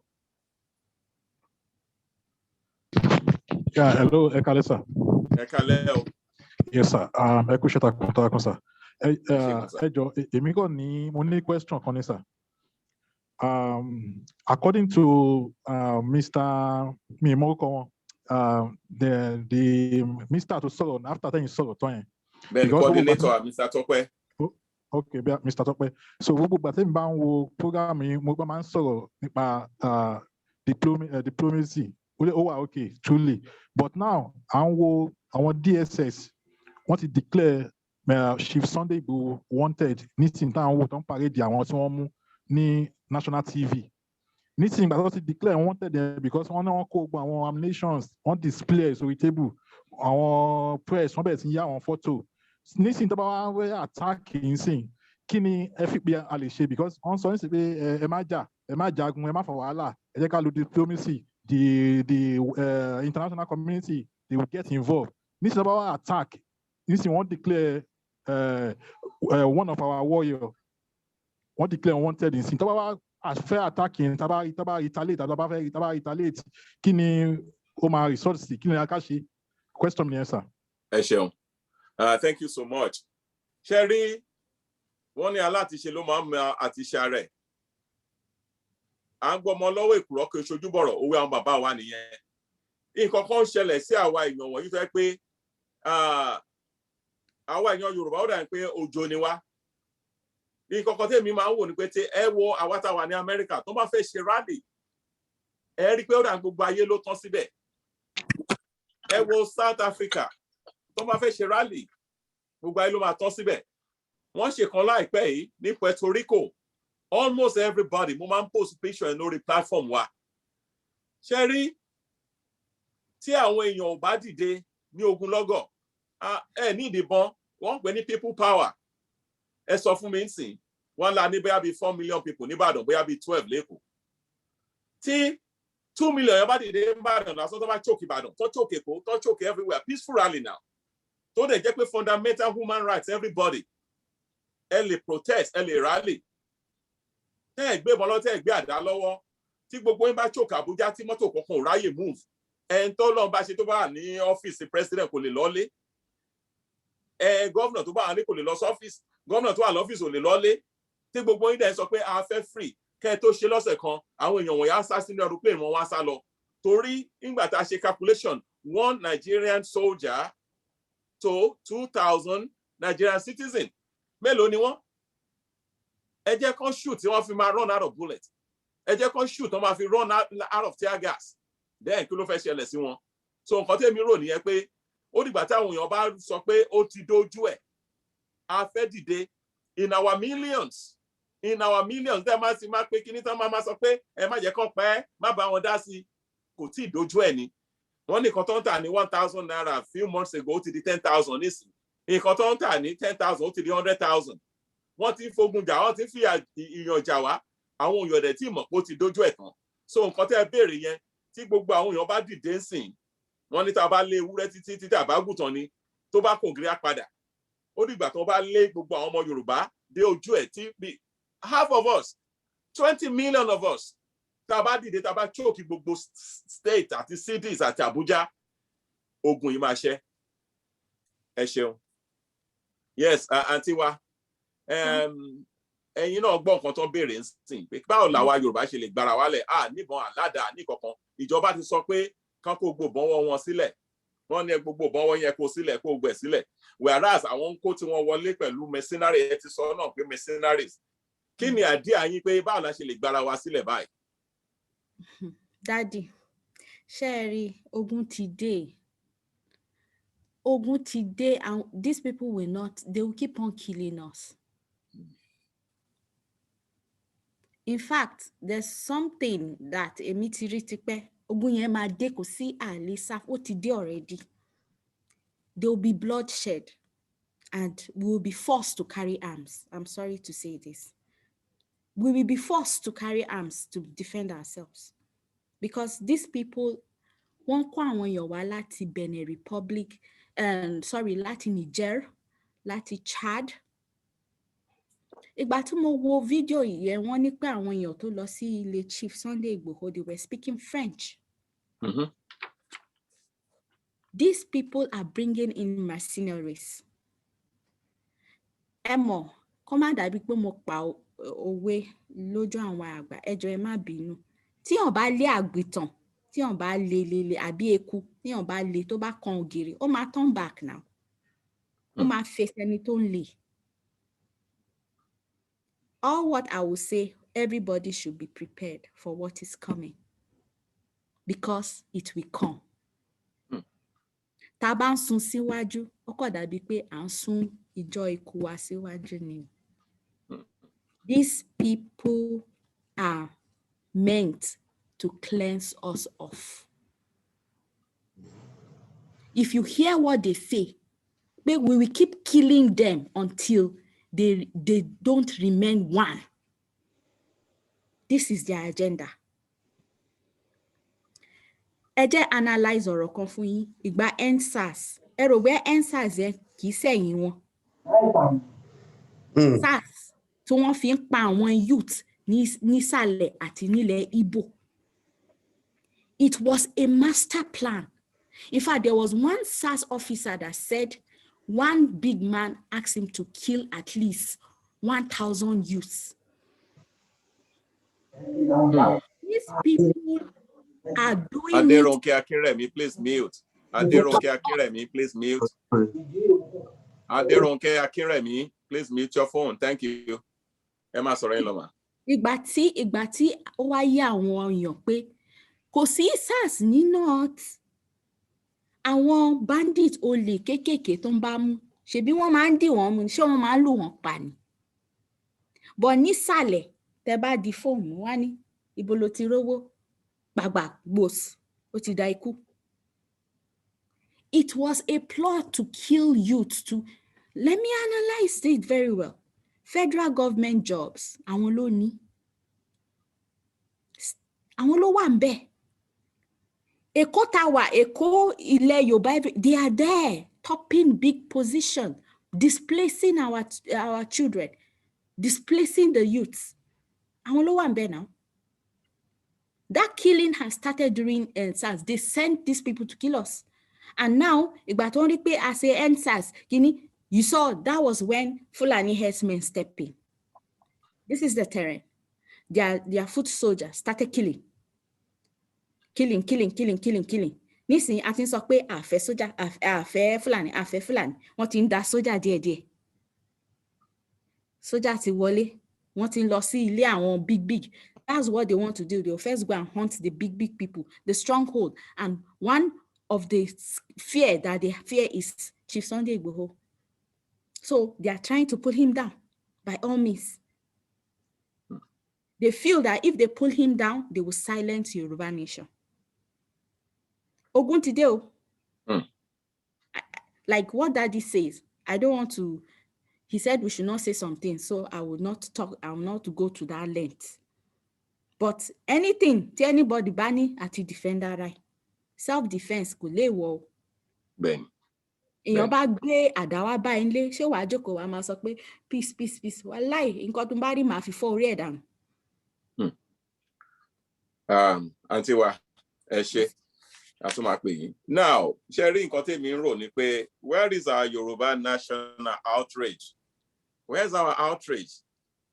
Ẹ jọ̀ọ́, wọ́n pa ọmọbìnrin tán ló máa ń wa helicopter dáadáa tó ń fly ẹ̀ tó yẹ pé ó ń decimate àwọn Boko Haram yẹn gan, wọ́n pàdánù. Aborode wọ́n pa wọ́n ṣá ní ìṣàkúṣà. Ẹ wá la rí nǹkan tó ṣẹlẹ̀ ní Ìgangan, ó di ẹ̀mẹ́ta tán máa lọ sílé Sunday Igboho. Wọ́n kọ́kọ́ jó ilé ẹ̀ lákọ́kọ́, wọ́n tún lọ lẹ́ẹ̀kejì, wọ́n tún ẹ wo nǹkan ṣe ní àná yìí. Ní èmi rò pé tí n bá jí láàárọ̀ yìí sẹ́, ẹnìkan kan ò ní lè lọ sí school, mọ́tò ò ní rìn ní gbogbo ìlú Ìbàdàn. Gbogbo governor, gbogbo àti shut down. Bóyá àwọn tèkó gan lọ́wọ́ sí. Gbogbo Èkó gan àti shut down. Okay, kí náà tún fẹ́ ṣe fún wa tí àwọn ọmọ Yorùbá fi máa dìde pẹ̀lú 40 million wa? Kí náà fẹ́ ṣe fún wa náà? Ó ní gbogbo nǹkan tí àǹtí wa ń sọ fún wa yìí. Àwọn èèyàn wọ́n ti gbalẹ̀ mọ́ wa lọ́wọ́, ti ṣe everything. Where is our national outrage? Sọ pé ká gbébọn. Ṣé rí kan tẹ́mi mọ̀ ni pé ṣé tán bá ní a fẹ́ ṣe rally nsìn, tán bá rí 1 million láti Ìbàdàn, 2 million láti Èkó, tán bá láwọn fẹsẹ̀ mi lọ sí Àbújá, àwọn pàápàá máa mọ̀ pálejò bá wọn. Ẹ̀mí wa là ń sọ yìí náà. We're talking about the salvation of our soul, self-preservation. Bẹ̀tẹ̀ àwa Yorùbá máa ṣe bí ẹni pé kò kàn wá. Tán bá pa ẹnìkan àti ẹ̀dẹ́ nìyẹn, títẹ̀ nìkan bá dé tiẹ̀ náà ń bọ̀.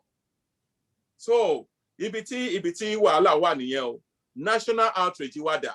Ó yẹ ká dìde nsìn. A dúpẹ́ lọ́wọ́ Ọlọ́run tí wọ́n ti pa Sunday Igboho lánàá. If they had, life goes on. Yes. Life goes on ní attitude àwọn Yorùbá. Díẹ̀ nǹkan tó ń tà ní 1 naira ó ti di 1,000 naira. Ẹ̀dẹ̀ sì tún manage. Don't you know these people really want to kill you eventually? So níbo tí àwọn ìjọba ò bá dá sí yín, àwọn olórí àdúgbò ńkọ́? Àwọn youth leaders ńkọ́? Okay, ẹ jẹ́ ká sì dánu dúró mẹ́rin náà. Ẹnìkan tún nawọ́ sókè. Mo rò pé èèyàn méjì ló nawọ́ sókè. Ẹ jẹ́ kí n sáré wo orúkọ wọn níbi kí n lè pè wọ́n. Galaxy A11. Galaxy A11. Ẹ̀yin ni mo kọ́kọ́ rí ọwọ́ yín. Ẹ ṣeun. Ẹ jọ̀ọ́ kẹ́ ẹ mute.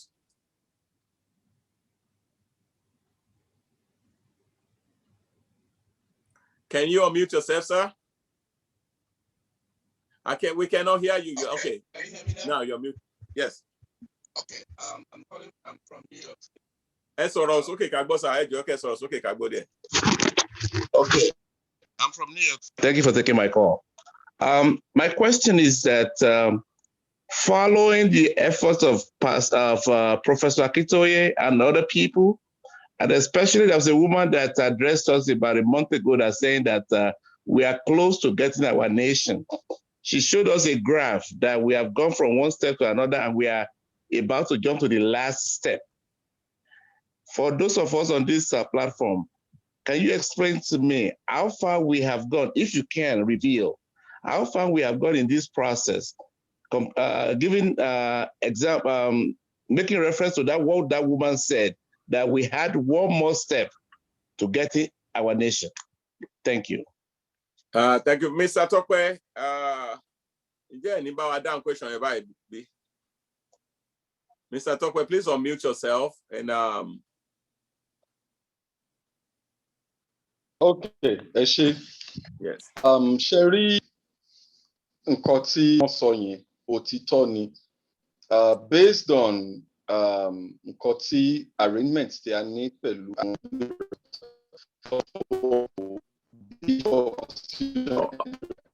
How would I be system yín ṣe bákan àgbọ̀n yín dáadáa o. Bóyá kẹ́ lo the other phone. Your computer yẹn were powerful enough, sir.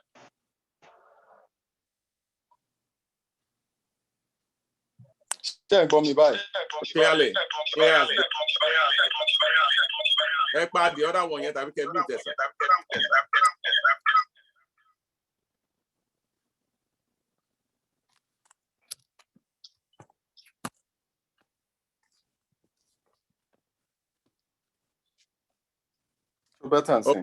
Yeah, ẹ láti pàkánù system méjèèjì.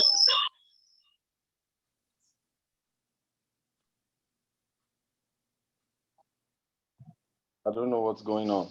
Shelly, bomb me back. Yes, we can hear you now. Better. I can hear you now.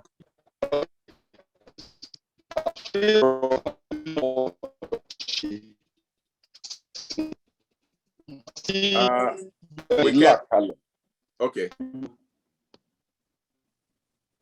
Amy?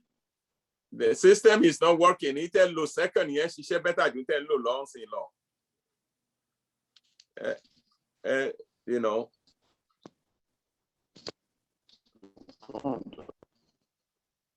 Boy, I can mute it completely. That because can disable microphone. You should disable the microphone.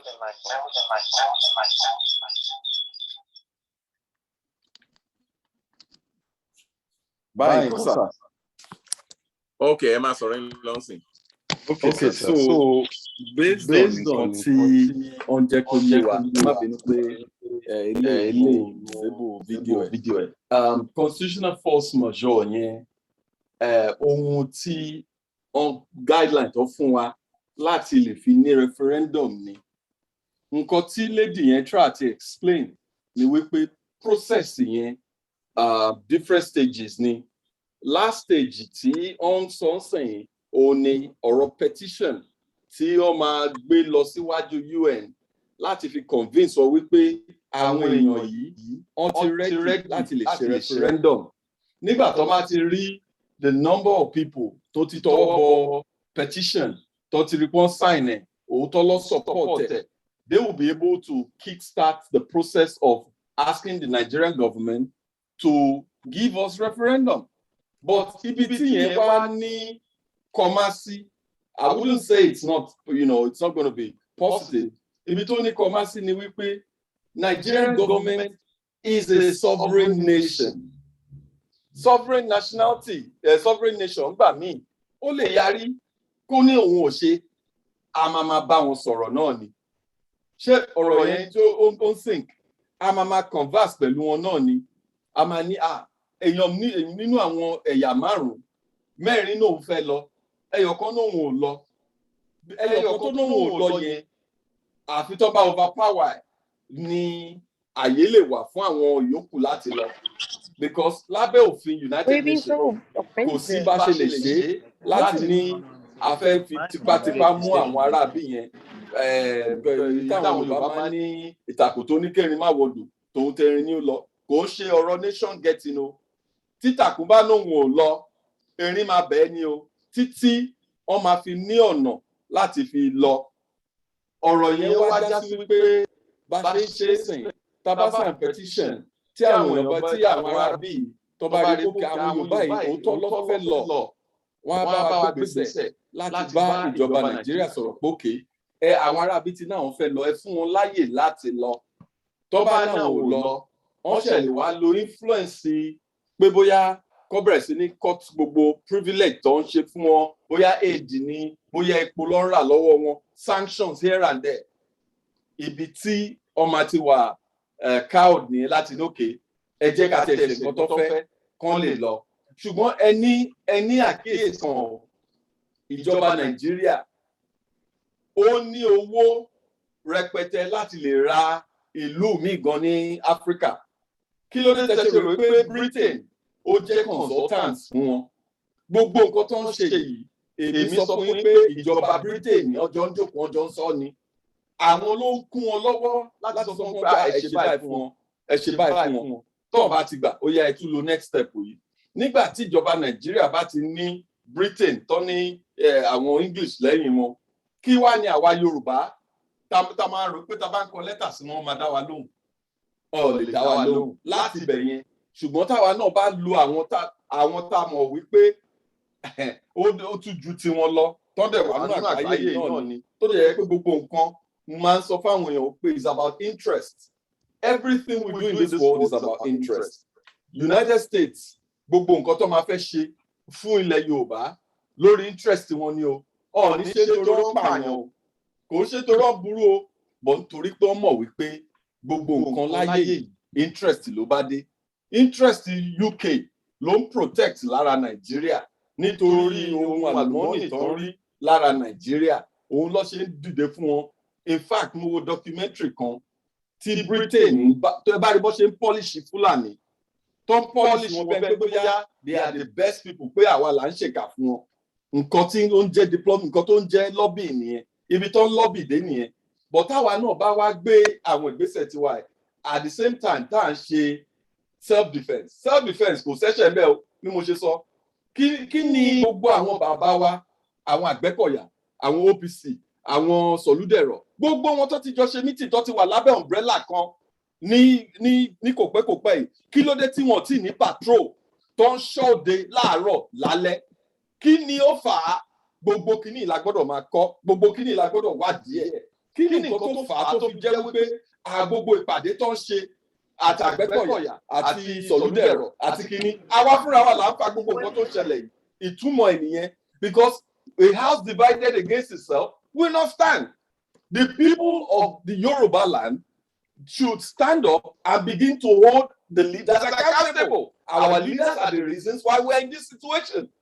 Gbogbo wọn kóra wọn jọ, wọ́n ṣe meeting, wọ́n ní okay láti ní lọ, a máa set up central command. Where is central command today? Why are people still being killed?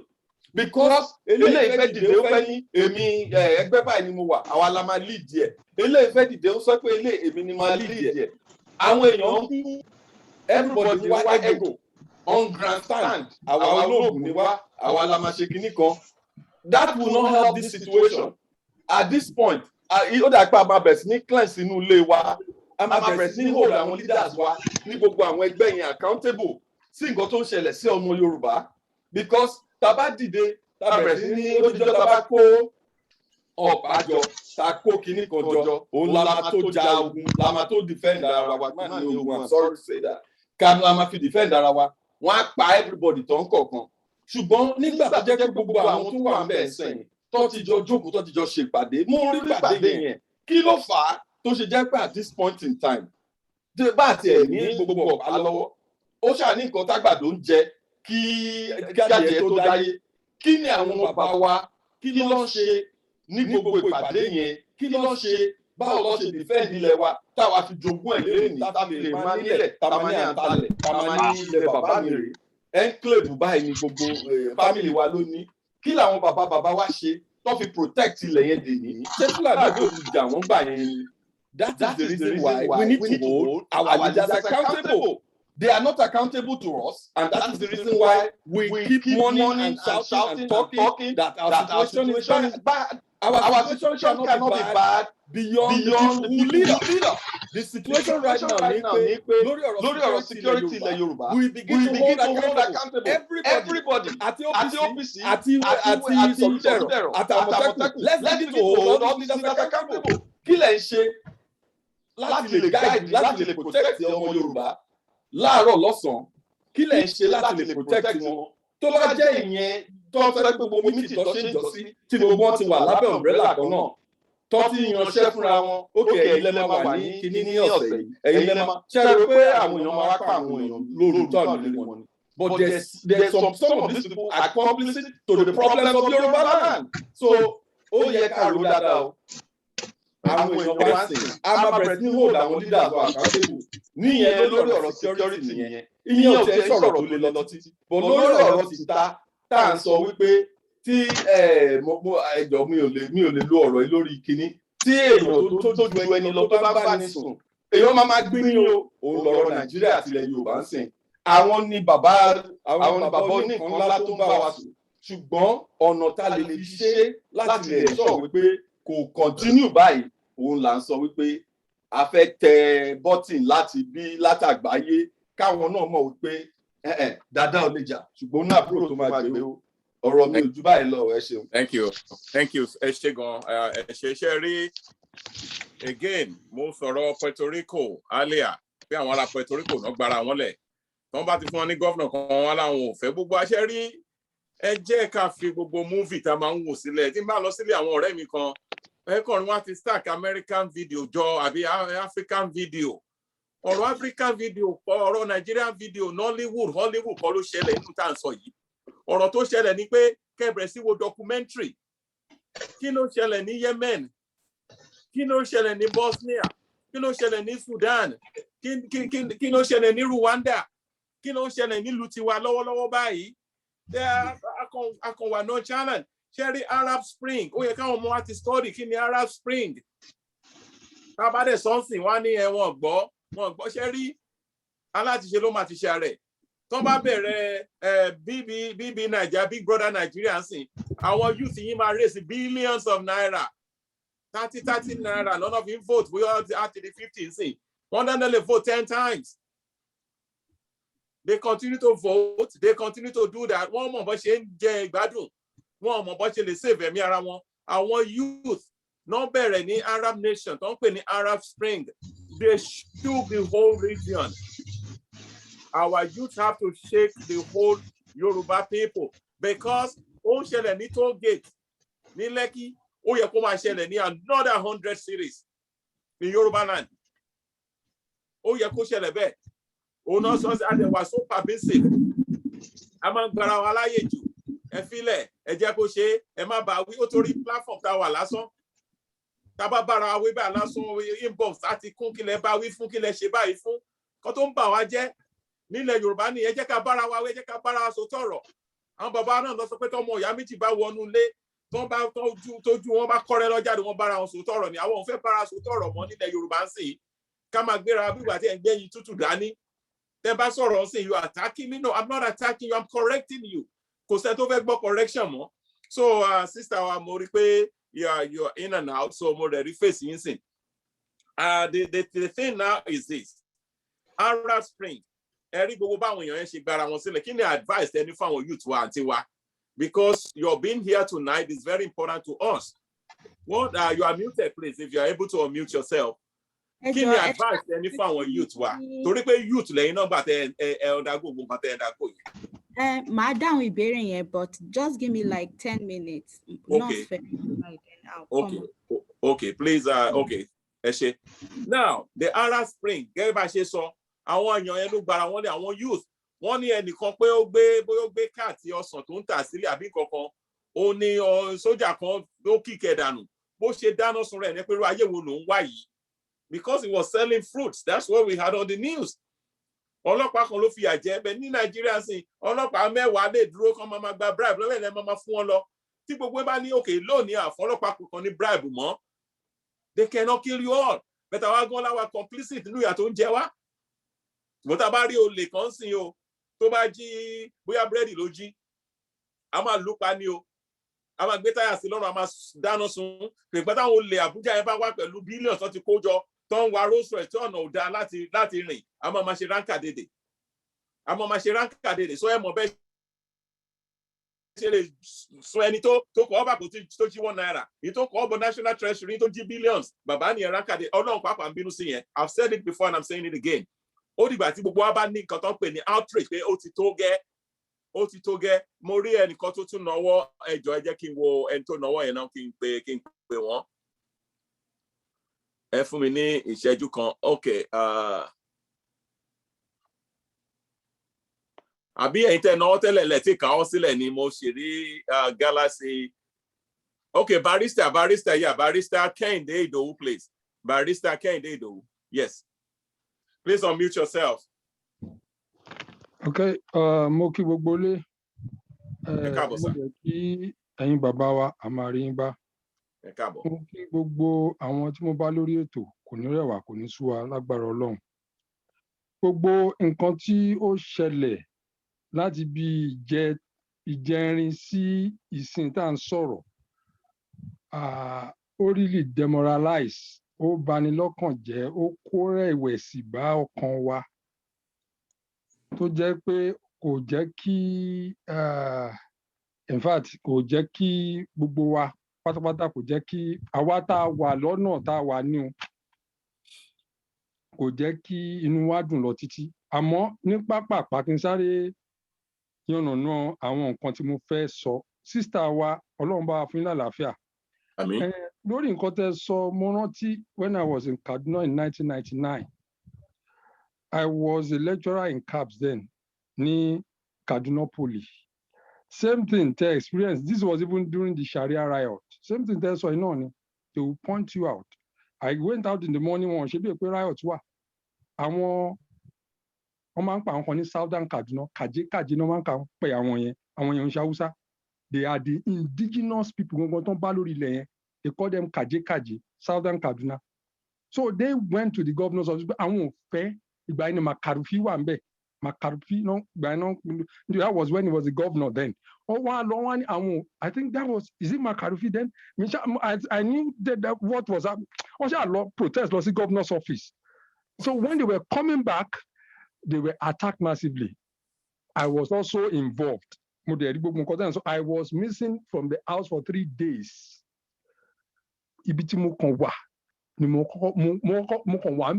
thank God I was àwọn vicinity tí mo lọ mo bá àwọn Igbo àti Yoruba díẹ̀ pàdé àtàwọn middle better. That was what saved me. I was there for 3 days before I could trek from where I was to where. Kende on the iPhone, please mute. Kende on the iPhone, please mute. Kende. Barrister Kende. Okay, sir. All right. So exactly what she was saying, what she has said so far is true, very correct, and it's nothing but the truth. So is it that we take it or we leave it? Now, I want to quickly move on to another issue she mentioned quickly. Foot soldiers. They have studied the topographical dynamics of the whole Nigeria 923,455 square kilometers. If I guess it right, if I'm wrong, please correct me. It's now over 900,000 square kilometers that we have. They have the topographical layout in their head. They have it in their heads. So ikisha aurora and more than nothing koko. Tomani ogun ti wọlé tán. Mo rántí ìṣẹ̀lẹ̀ tó ṣẹlẹ̀ ní January 27, 2002 in Lagos State. That was bomb blast issue. But bomb blast. It was when Obasanjo came to Maryland barracks, cantonment. He left. After 30 minutes after he left, those bombs started exploding. And ordinary bombs don't explode. Turned nothing less than close to 1 million people into refugees. They were heading towards the border. They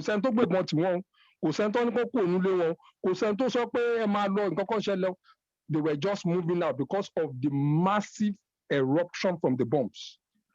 In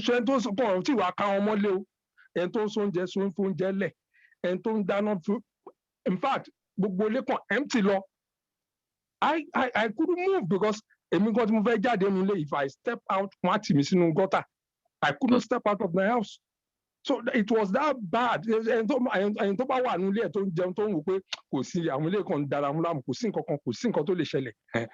I knew anything can happen within a twinkle of an eye. So àwọn èèyàn tó wà ní ká máa bá wọn sọ̀rọ̀ ká máa fi wọ́n lé ẹjọ́ nítorí ẹlòmíín wà kò gbàgbọ́ yé lọ títí. So ẹjọ́ then kó kí n sáré wá lọ sí ibi tí a sọ̀rọ̀ dé nípa àwọn tó ń pariwo pé the only solution we have is 2023 àbí nǹkan kan kankan bẹ́ẹ̀. It is no solution. It's a no game plan at all. Àgbàgbẹ́ kí Yorùbá gbàgbẹ́ pátápátá tó ń bá fún Yorùbá máa nǹkan ní ticket Hausa máa nǹkan náà máa gbé sí lẹ́yìn. And they have all the 6 instruments of defense military lọ́wọ́ wọn on SSS. Wọ́n ṣe recruit 2,800 and something. 2,800 and something don recruit ara wọn they recruited 90%. Only few Yorùbá few Igbo. Àwọn náà máa monitor gbogbo president tó wà ń bẹ̀. They have the army. they have the Air Force, they have the Navy, they have the DSS, they have the National Intelligence Agency, they have everything. So the next thing, Obasanjo ruled for 2 terms. He escaped several assassinations. And Yoruba tó máa fi síbẹ̀ wọ́n á pàdánù. Wọ́n dẹ̀ lè gbà kí Yorùbá yẹn mú Igbo fi ṣe deputy láyé kò possible. Ara wọn náà ló máa mú. So ká gbàgbé Yorùbá there is no game plan. We should just ká má tanra wa jẹ, sincerely speaking. Ká má tanra wa jẹ. A ti wà nínú oko ẹrú, a ti wà láṣẹmọ́ iná. Kọ́dùn yọ wá ni. You believe you pass the money until I've calculated all the games. In fact, this is serious.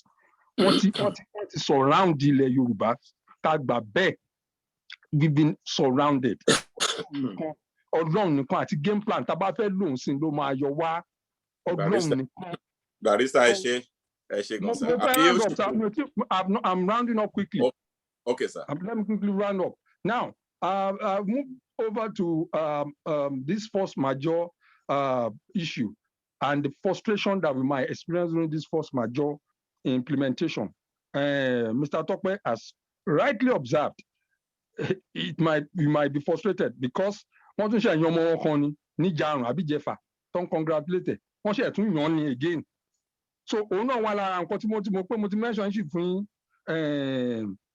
mo ti mention issue yẹn fún ìgbà tí mo bá yín sọ̀rọ̀ nígbà kan pé ọmọ wọn tó wà níbẹ̀ yẹn ó ń ṣiṣẹ́ fún wọn àmọ́ mo fẹ́ àwọn alternative routes kan wà tá a tún lè lò ṣe mo sọ̀rọ̀ nípa this permanent court of arbitration Professor Ajala wọ́n sọ pé court mo ní kì í ṣe court and I explained myself through a WhatsApp message sí gbà yín pé look that's one of the things but ó ní àwọn step kan náà tí mo wò pé ṣe mo gbogbo nǹkan náà kọ́ lèèyàn máa sọ tán but màá kàn dákẹ́ ń bẹ̀ mo fẹ́ káwọn ẹlòmíì kan náà tún sọ̀rọ̀. Ẹ ṣé sir, thank you. Ẹ ṣé gan, ẹ ṣé we thank you so much. Sherry, àwọn context tí wọ́n ṣe lórí chat line pé the military strength of Nigeria kò tó ẹjọ́ Abigail Adedewura. Abigail Adedewura.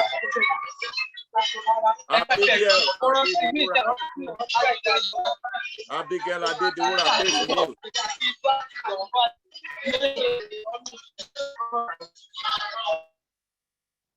Yeah, ẹ má bínú torí mo láti wá wọn kí n mute kí n ṣẹ̀ṣẹ̀ wá lọ mute wọn. Sherry, wọ́n ní military strength Nigeria kò tó 500,000. Actually, somebody said it on a chat line that is only 390,000. Ẹ ti rí reason tó fi ń kó àwọn almajiri wọn, àwọn mercenaries wọn, àwọn ogbó wọn wọlé torí pé àwa nìkan gan nílẹ̀ Yorùbá we are almost there 40. Wọ́n sọ pé 45 million ni wọ́n bẹ̀rẹ̀ mọ̀ pa jù bẹ́ẹ̀ lọ. Tabanika maka. So eventually ó sì máa di pé àwa la máa gbára wa sílẹ̀. Ó sì máa di pé àwa la máa gbára wa sílẹ̀ sẹ́. Kí ló ń work nsìn nílé orílẹ̀-èdè yẹn báyìí? Kí ló ń work nílẹ̀ Yorùbá? Gbogbo nǹkan táwọn Awólọ́wọ̀ kọ́ sílẹ̀ gbogbo ẹ̀ ti wó tán. Mo rí picture Cocoa House, gbogbo Kingsway Ìbàdàn lèmi ti wá Kingsway 11th UTC, gbogbo ẹ̀ ti wá dilapidated. Ṣó máa ń rí bẹ́ẹ̀ ni? Àwa tá a wà ní ìlú Ìgàn tó bá kálẹ̀ tó ti gbé bí Georgia sí tó wá move lọ sí North Carolina tó bá lóṣù mẹ́fà ní North Carolina tó bá ní kó ṣeré lọ kí àwọn rẹ̀ neighborhood àti yàtọ̀ wọ́n ti tún bẹ̀ ṣe wọ́n ti new building our land is decaying ọ̀nà òṣègbà nǹkan òṣèrà lọ́jà kò tún sí security. What are we waiting for? Ní ìbọn náà ìbá fẹ́ gbébọn. Ṣùgbọ́n agbára tó lọ fún yín ni wọ́n sọ pé there is strength in numbers. Àlẹ́ mi rò pé lónìí sẹ́ gbogbo Ìbàdàn á ti dí tẹ́nì kankan ò ní lè ráyè rìn kankan tí onímọ́tò gan ò ní lè nígbà tó bá ráyè kó wájú ta ẹ níbo ló sọ pé òun lọ ṣùgbọ́n rọ́ ni àtúnṣe hustle bustle náà ni. So àǹtí wa akínyín lẹ́ẹ̀kan sí for your sacrifice. Àǹtí wa Aquila akínyín fún sacrifice pé bó tẹ̀ yẹ pé ẹ wà ní hospital. You are still here. Ọlọ́run á bá fún yín ní àlàáfíà pípé. Inú wa dùn gan for the sacrifice and everything. Okay. Kí ni advice? Ìkan question mo bèrè lọ ilé ẹ̀kan ni ẹ̀kẹ́ tó sọ pé ká fún yín ní a few minutes. Kí ni advice? Nítorí pé youth ní ìgbà tẹ́ ẹ̀yin undergo ogun kan tẹ́ ẹ go through. Bàbá tó bá sọ̀rọ̀ sínú àwọn barrister náà. Àwọn náà láwọn ní experience. Kí ni advice ní fún àwọn youth ẹ jọ̀ọ́ ní advice gidi tẹ́ fẹ́ bá wa fún wọn pé kò ṣe pé gbogbo ẹ̀ náà ni bíbí Naija, kò ṣe pé gbogbo ẹ̀ náà ni gbogbo àwọn show tán máa wò tán máa ṣe kinní. They are the future of Yoruba land. In advice ẹni fún wọn, ẹ má bínú. Advice mo ní fún àwọn youth ni pé kán máa gbáradì, kán prepare ara wọn. They should brace themselves with the knowledge that these people are out to kill us. Kó má faralẹ̀ àti jura wálẹ̀ jù nílẹ̀ Yorùbá. You know, àwọn nǹkan tó yẹ ká gbójú lé àwọn youths bíbí Naija, àwọn unnecessary things ni wọ́n ń gbé sórí nsìn. Some of them, if you talk to them about Yoruba nation, some of my money. A lot of them are here, Tajon She School. And Dr. Aquila, Ngbagbe o, ṣé náà Yorùbá lè lọ, ẹnu wa ò kò, kìnìkan. You know? So youths should stand up and equip themselves with the knowledge and anything you can use to defend your family. Torí youth náà ló máa ṣé tí bàbá àti ìyá bá wà nílé tí Fúlàní bá yá dé, ta ló máa protect wọn? Àwọn ọ̀dọ́ tó wà nílé náà ni. Tó bá jẹ́ àdá ni, sorry o, ẹ má bínú. Àdá, pọ́npọ́, anything tẹ́ bá ní kẹ́ prepare o. Torí àwọn ẹni they won't notify you when wọ́n kàn máa ń yá bọ̀ lóru ni. And somebody said that people should àwọn Àgbẹ̀kọ̀yà àwọn kìíní àwọn yẹn ò ní dá yín lò wọ́n ti jẹun wọ́n ti bá wọn jẹun. Where are they? This is reality. Fulani people wọ́n wà subtle before they could attack Sunday Igboho. Ẹ mọ̀ pé wọ́n ti ṣe underground move now. Wọ́n ti lọ fún eléyìí ní bag, wọ́n ti lọ gbowó, wọ́n ti ṣebí MKO Abiola wọ́n pín owó ẹ̀ náà. Yes, they shared his money before he was killed. So that is how it's done. For them tó fi lórí láyà àti lọ sí ilé, wọ́n ti pín, wọ́n ti salami, wọ́n ti fún ẹni tó máa fún, ọba tó wọ́n máa fún, Àgbẹ̀kọ̀yà àbí whatever. So don't wait for these people. Like what Daddy said, àwa la máa gbára wa o. Don't think one person will come for. Wọ́n ti fún wọn lówó. Why are they muted? Why are they quiet? Wọ́n pa àwọn èèyàn every day, slaughtering people like animals. Animals sef wọn kì í slaughter ẹran bó ṣe ń slaughter èèyàn sìn. And they are quiet. So, and if you look at it very well, they are trying to reduce the youths. That is what they are doing. These Fulani people wọ́n try to reduce àwọn youth torí wọ́n mọ̀ pé àwọn ní stronghold. You know? Ẹ ṣeun, ẹnìkan nawọ́ sókè àti wà inú wa dùn pé ohun yín pàpà lọ sókè. That is the voice that you still. The Lord will continue to strengthen you. Everybody here is praying for you, man. Everybody is praying for you. We are rooting for you. Ẹnìkan nawọ́ sókè, Mr. Aderemi Oladipupo, right? Ẹ jọ̀ọ́, ẹ ò mute kẹ́ bá sọ̀rọ̀ for a few minutes. Hello, sir. Ẹ ṣé púpọ̀, sir. Yes, sir. I'm not a security expert and I'm not a lawyer, but my idea about it is that we are looking at this gaining our sovereignty from Nigeria as if it's something that's going to happen tomorrow or happen in 2 years. I'm going to suggest we begin to think in terms of a short-term things that we can do and long-term program. The short-term could be things like I mentioned, we need to have money. I need the work. You know, I'm going to take this advantage. I want you to include me in the committee for to get funds for Ilana Oodua, get membership, more people to join us. We need that. Then we can begin to look at down the line, 10 years, 15 years of what we can achieve. But if we just, we just think about as if we're going to get it in 2 years or in 3 years, no. These people will not let us go until we find a way to get powerful countries, as you have mentioned, like US or other Western world, to back our demand. And that would take some serious lifting. It would take serious lifting. So we have to be able to dichotomize it. Short-term plans and long-term plans. What can we do in the short-term plans? What can we do in the long-term plans? Then we'll begin to see which we can do now, which we can do, have to put aside for a long-term program. That's just my suggestion, sir. Thank you very much. Josh, we don't know if oh yes, sir. Okay, very well. I'm a member, number 92. Wonder number. I know what to share the number here. We love it so much. God bless you. Bring a friend. Awareness. Number one is our first awareness.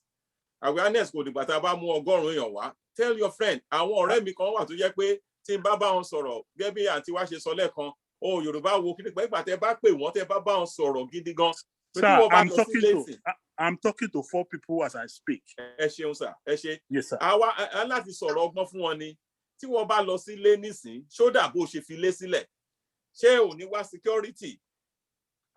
Mo fẹ́ lọ sílé wọn ní mo máa gba Mopol. Kí ló jẹ́ Mopol? We used to travel láàrin òru, agbéra ní Ìbàdàn, a lọ s'Èkó. Mo ti gbéra ní Ìbàdàn láago mẹ́jọ orí tí mo lọ Iléṣà, Àkúrẹ́, everything like that. A dẹ̀ tún padà dé bẹ́ẹ̀, can you do that again? So that bá ń sọ fún yín pé ilẹ̀ Yorùbá rí bó ṣe rí tẹ́lẹ̀, ẹ máa ní ilẹ̀ Yorùbá wo. Ṣé àwọn school tẹ lọ? Primary school tèmi lọ ńgbà tí mo rí ó ti wó. Wọ́n dẹ̀ dá wọ́n ti fi ṣe cartel nsìn. Wọ́n dá private school sílẹ̀. Right. Wọ́n dá public school kó collapse. Ẹ wá máa gba owó tẹ̀ ní lọ́wọ́ yín láti mú àwọn ọmọ lọ sí private school. Tọ́ bá dẹ̀ tí ìyá bá tún sọ́wọ́ àti bàbá bá sọ́wọ́ àtàn gbà táwọn wà kékeré ni wọ́n wà gbogbo máa ń dòdò tá a bá ti graduate pé ó bẹ̀rẹ̀ iṣẹ́ nìyẹn iṣẹ́ tí wọ́n ń dòdò wà ní secretariat. Bẹ́ẹ̀ ní ìsìn kò rí bẹ́ẹ̀ mọ́. Graduate máa fẹsẹ̀ tá a wá ń sọ fáwọn pé ilẹ̀ Yorùbá tá a wà yìí kò ní future báyìí. Wọ́n máa ní Yorùbá wo ẹ má worry. Inú máa ń bí mi ni o. Àwọn tí mi ò bá sọ̀rọ̀ mọ́ àánú wọn. Kán lè mọ̀ pé ó serious. And stop talking to them. Because tó bá yá sáà ọ̀rá bí bá gba ogbó lẹ̀ ń sìn. Níbo la fẹ́ fly lọ? People let fly, don't buy net, fly, while they monk, whatever fly, they could have a what can we do? No, to share where kidnapping, what Duroni and all that. They won't stop until we are exterminated. So, the Bamba when you're sorrow, a jack on paying Koto Ogulo Kojuso Akepa, Rishawo. Mosapa was Solatano. Emi at the other coordinator, I think Bogba when you while I just let Aru. Táwọn gbàdúrà fún Sunday Igboho táwọn gbàdúrà pé kọ́lọ́ má jẹ́ kán mẹ́mí ẹ̀ lọ and all that. So mo rí ẹnìkan tó tún nawọ́ sókè aṣọ́nà títì àbí.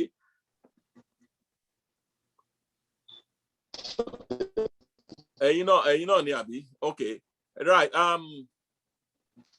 Okay, I see your hands up somewhere.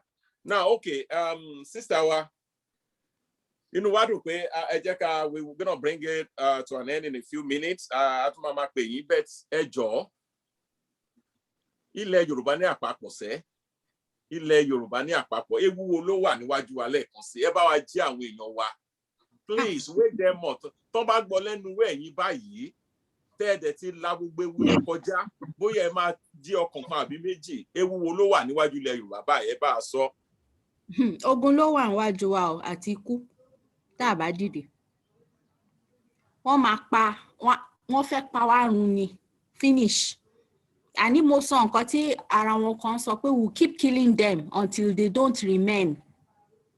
Bẹ́ẹ̀ ṣe sọ exterminate nǹkan tó ń fẹ́ ṣe nìyẹn. Ilẹ̀ wa ni wọ́n fẹ́ gbà. They know that ilẹ̀ wa kún fún oyin àtọ̀rá. Fulani takes what belongs to other people. They are professionals in doing that. They take over and they kill you. What anybody tó bá fẹ́ gbérí báyìí, wọ́n máa side. Rí lady ọmọ Kogi tí wọ́n pa pilot. Yes, mo ti dárúkọ Arótilé àbí? Yes. Wọ́n pa àwọn pilot mélòó ni wọ́n ti pa lẹ́yìn ọmọ yẹn. Mẹ́ta ṣe méjì kan sì kú recently. Yorùbá. Ìgbà tí mo rí kinní yẹn ó ká mi lára. A kì í gbọ́ràn. They pick the good ones. They know that can stand against them in future and silence them. Nǹkan tá face nìyẹn. Ikú la face because these people are bringing war. Ṣebí wọ́n ti kó ogun lọ sọ́dọ̀ Sunday Igboho. Those mercenaries are in the forest as we are speaking. Gbogbo igbó ni wọ́n ti surround. Kò sí anywhere tó save o. Ṣebí tẹ́lẹ̀ tí crisis bá wà ní north a máa ń sá lọlé. Ilé ò tiẹ̀ safe mọ́. Kò sí anywhere tó safe mọ́ báyìí. Okay, ẹ jẹ́ n ṣe àṣírí kan fún yín ní Kogi ní ìlú wa Ekirin-Ade. I was talking to my mom because my mom is in the US. She was not telling me that she made call to them at home and was asking them about security and everything. Wọ́n ní pé wọ́n ti increase security, owó security, and this is what should be done in all villages. My village, wọ́n ti increase owó security, àwọn ọdẹ wọ́n ti dà wọ́n síta. Kò sí Fúlàní kankan tó wà lọ́dọ̀ wa. Wọ́n dá àwọn ọdẹ síta. And more than they take turns in protecting. People can go to the farm now. Ṣé ẹ gbọ́ mi sir? Bẹ́ẹ̀ni, à ń gbọ́ yín clearly. Yes. What are process? And Yes. also ní Kogi. Hello sir, ṣé ẹ gbọ́ báyìí? Ẹ máa sọ̀rọ̀ yín lọ́sìn, yes. Ó ní pé gómìnà wa sọ pé kò sí Fúlàní lọ́dọ̀ wa. Fúlàní wà o, ẹ mọ nǹkan tí wọ́n ṣe. Wọ́n bá ti lọ sínú igbó tó bá ti rí wọn, wọ́n pa wọ́n ni. Wọ́n dẹ̀ ń bẹ̀rẹ̀ wọn. Wọn ò gbé síta.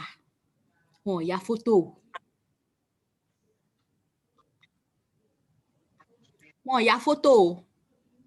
Any Fúlàní tó bá ti mú, they end them. Wọ́n á finish wọn, wọ́n á pa wọ́n, wọ́n á parí wọn. Wọ́n á jó wọn, wọ́n á finish wọn, kò sí trace.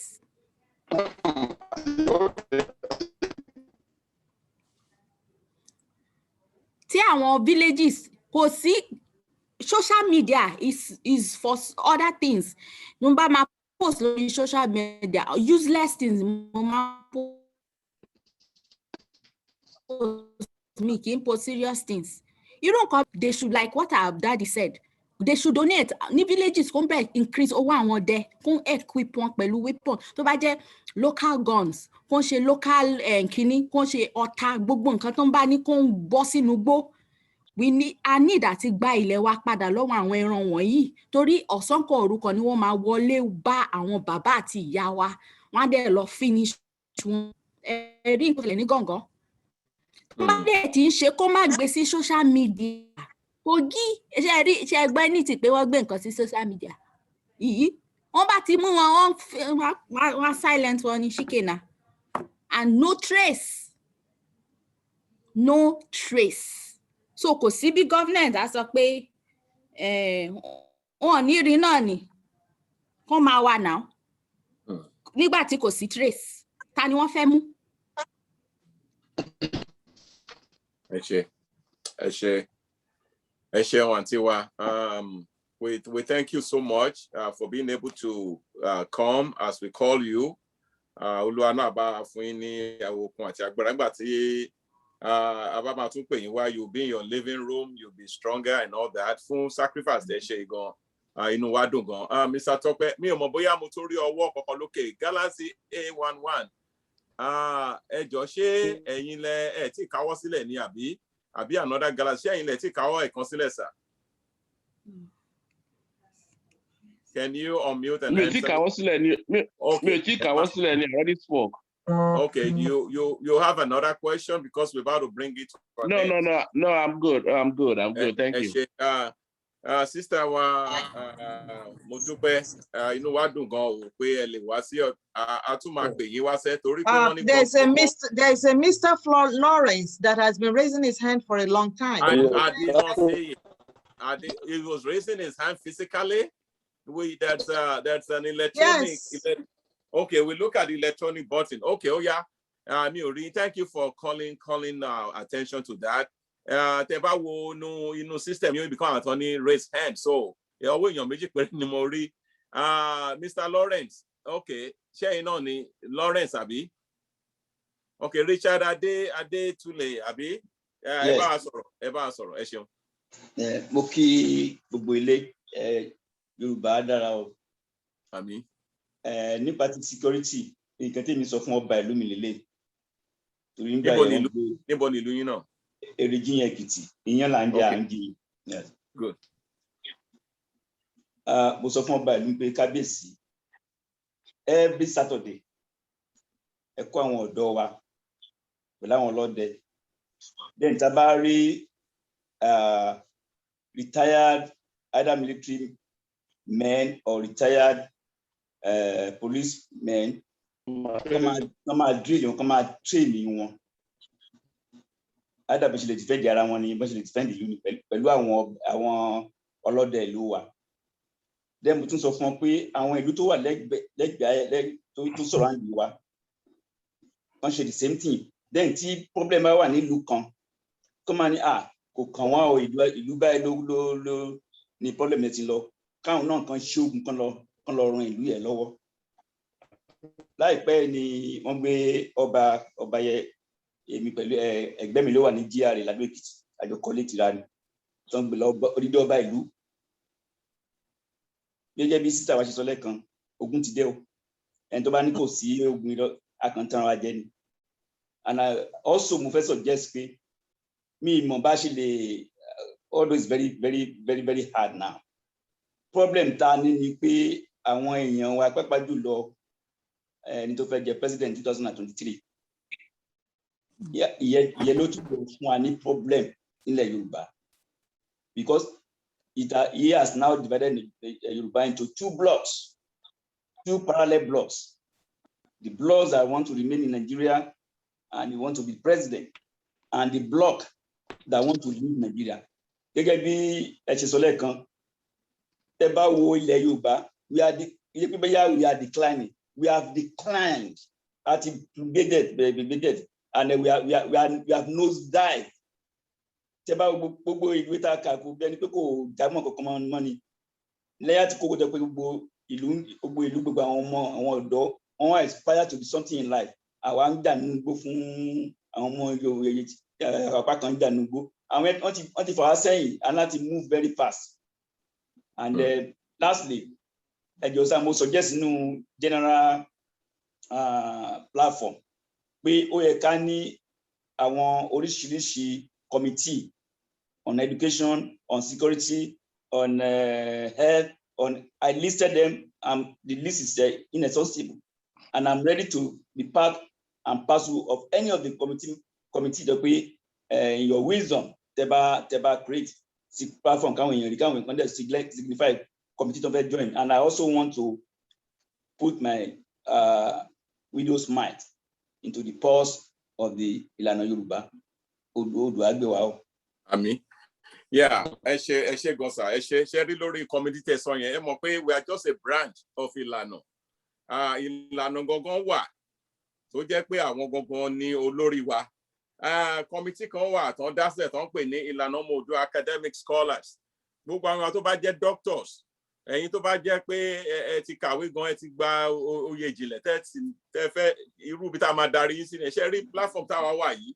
Ó ní pé ká máa ṣe awareness, ká máa ṣe fundraising, ká máa reach to the grassroots level. Àwọn scholars, àwọn doctors, àwọn engineers, àwọn PhD, emeritus. Tó bá ti fẹ́ ẹ jọ̀ọ́, number wa wà lórí website wa www.ilana-usa.com. Ẹ kàn sí wa tàbí kẹ́ ẹ pè àwọn number tó wà ńbẹ̀. Gbogbo ẹ̀yin tẹ́ ẹ ń pè number wa 202 a dúpẹ́ lọ́wọ́ yín o. Ẹ máa bá wa send text message. Phone number yẹn ti kún. It's too much about in down on it because people still calling us. Lórí ọ̀rọ̀ gbogbo tó ṣẹlẹ̀ yìí, mo ti gba over 50 calls already. So ẹ jọ̀ọ́ ẹ máa bá a send text message. Tí àbádẹ tètè dá yín lóhùn kẹ́ mọ̀ pé iṣẹ́ náà ló pọ̀. We will get to everybody. Ẹ má jẹ́ kú sùn, ẹ má jẹ́ kú rẹ̀ yìí. So now, I need IOO academic scholars for all our educated fellows. Ẹ jọ̀ọ́ ẹ reach out sí wa, direct yín sí wọn. Wọ́n ti ní gbogbo committee tẹ́ lè join.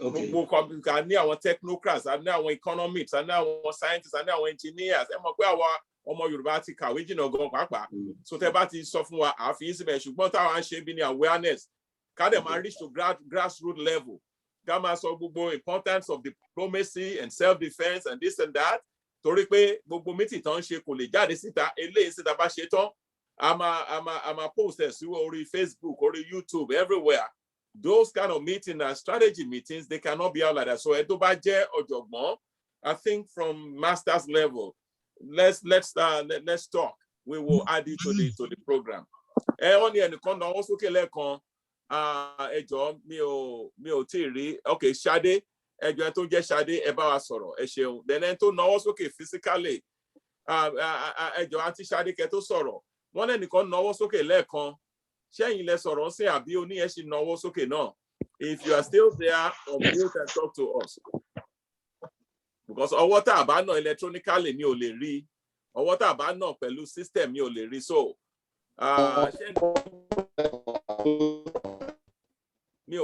system mi ò jẹ́ ká gbọ́ o okay ẹ jẹ́ ká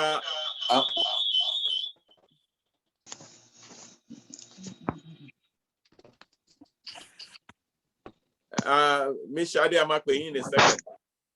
Okay, sir. Ẹ má bínú. Okay, tẹ́ bá yanjú system yes sir. Okay, Aunty Shadi ẹ má bá wa sọ̀rọ̀ kàn fi yanjú system wọn. Yes. Ẹ ṣeun gbogbo ẹ̀gbọ́n mi o. Ẹ ṣé gan ni fún ìlànà ọmọ Oodua. I'm so happy to be part of this group. Thank you. My question is about Lagos rally. Àwọn kan nísìnyí tí gbogbo nǹkan tó ṣẹlẹ̀ gbogbo wa náà la mọ̀. So àwọn kan mò ń rí kà lórí àwọn WhatsApp káàkiri pé wọ́n ní ṣe I think they were saying that that rally is not going to hold. So ilẹ̀ Yorùbá ní Èkó. Kí la máa ṣe? Because gbogbo ilé tí ó ti ṣẹlẹ̀ ní alẹ́ àná pẹ̀lú Chief Sunday Igboho àti gbogbo lásìgbò tó ṣẹlẹ̀ yẹn ó bà ọkàn mi jẹ́ gan ni. I wasn't happy all day today. But tí wọ́n bá sọ wípé rally Lagos State ò ní ṣẹlẹ̀ kí ni nǹkan tá a lè ṣe? Lagos State part of Yoruba land ni. Or what are we just going to fold our hands and the rally goes on kò sí nǹkan tó stop rally. Okay. Ẹ ṣeun adúpẹ́. Yes, Sherry again nígbà kan gẹ́gẹ́ bí mo ní ọ̀rẹ́ kan ọmọ Ghana ní tabajọ ń sọ̀rọ̀ Nàìjíríà ó lẹ́yìn àwa náà la gbà fún àwa Yorùbá la gbà gbogbo ìranù tó ń fi ń lọ̀ wá yẹn wọ́n náà ní president kan pé tí màálù bá kọjá yìí ẹ̀ òun ló ń pè wọ́n pé kán wá sọ́fíìsì òun tó ń sọ fáwọn Fúlàní ẹ̀ pé no ẹ̀ ní jẹ́ kí màálù kó lágbára jù yàn lọ. tó bẹ̀ lọ́dọ̀ tiwa àwọn sẹ́ríkì ló máa pe presidency pé ẹ jẹ́ ká máa pa àwọn Yorùbá tá à ń pa kí màálù á dẹ̀ máa jẹun lókun lọ. so now wọ́n nígbà tó gbé Rawlings wọ́n ní àwọn èèyàn náà lọ ṣí Rawlings sílẹ̀ níbi tán tì mọ́ gbogbo alálẹ̀ ká history yẹn o àníṣe tí àwọn ọmọ Yorùbá bá fẹ́ gbara wọn lẹ́sẹ̀ láàrin ọ̀sẹ̀ kan a máa gbara wa lẹ̀ torí pé kò sí ẹni tó sọ pé ká má ní rally kò sí ẹni tó ní ká má ní peaceful protest ṣùgbọ́n tá a bá pe peaceful protest tá a bá rí èèyàn 20 àbí 30 àbí 200 àbí 1000 that's a problem. There is a problem. Ṣùgbọ́n tá a bá rí 1 million 2 million America máa ń ṣe nǹkan tó ń pè ní 1 million man march 1 million people. Ìjọ láti ṣe rally Nàìjíríà rí darí 1 million. Tá a bá fẹ́ ṣe léègan náà ẹ ṣẹ̀ṣẹ̀ máa sanwó bus ẹ ṣẹ̀ṣẹ̀ máa ra flag ẹ ṣẹ̀ṣẹ̀ máa ra gbogbo ẹ̀ fún yín kẹ́ tó dìde kẹ́ tó save ẹ̀mí yín. Ẹ jẹ́ ká sòótọ́ ọ̀rọ̀. Tí diaspora bá ṣe nǹkan we don't want to do anything. Tí 1 or 2 million people bá dìde nílẹ̀ Yorùbá bá ṣe ń sọ̀rọ̀ yìí out of 40 million. Wọ́n sọ pé gbogbo strength army wa kò tó 500,000. Ó wà lórí Google náà, tẹ́ bá Google ẹ̀ kí ni strength in Nigerian army. Wọ́n máa sọ fún yín náà. That is why tí wá sọ fún alẹ́ kan. Sísá wa sọ pé wọ́n fi trailer pa àwọn èèyàn wọlé. Tẹ̀bí láti subsidize àwọn tó mọ̀ pé àwọn lágbára ni. Àwọn sójà tó yẹ pé wọ́n tẹ ìbọn wọn gan ò dá o.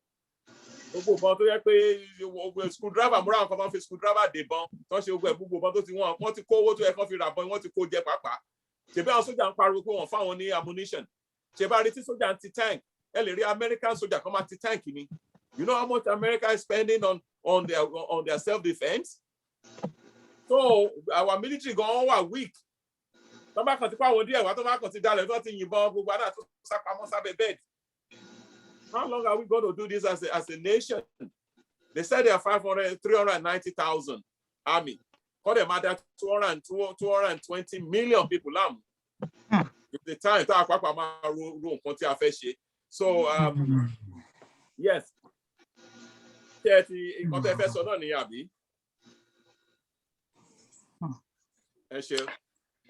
you. Jenny, I don't see, I can't see whoever is not raising hand. Electronically, Ake Koa. Yes, Ake Koa, please. Ake Koa, your hand is up. Okay. Ekalesa. Ekaleo. Ekushe. Yeah, in continue first off, I'm just going to go through some few points.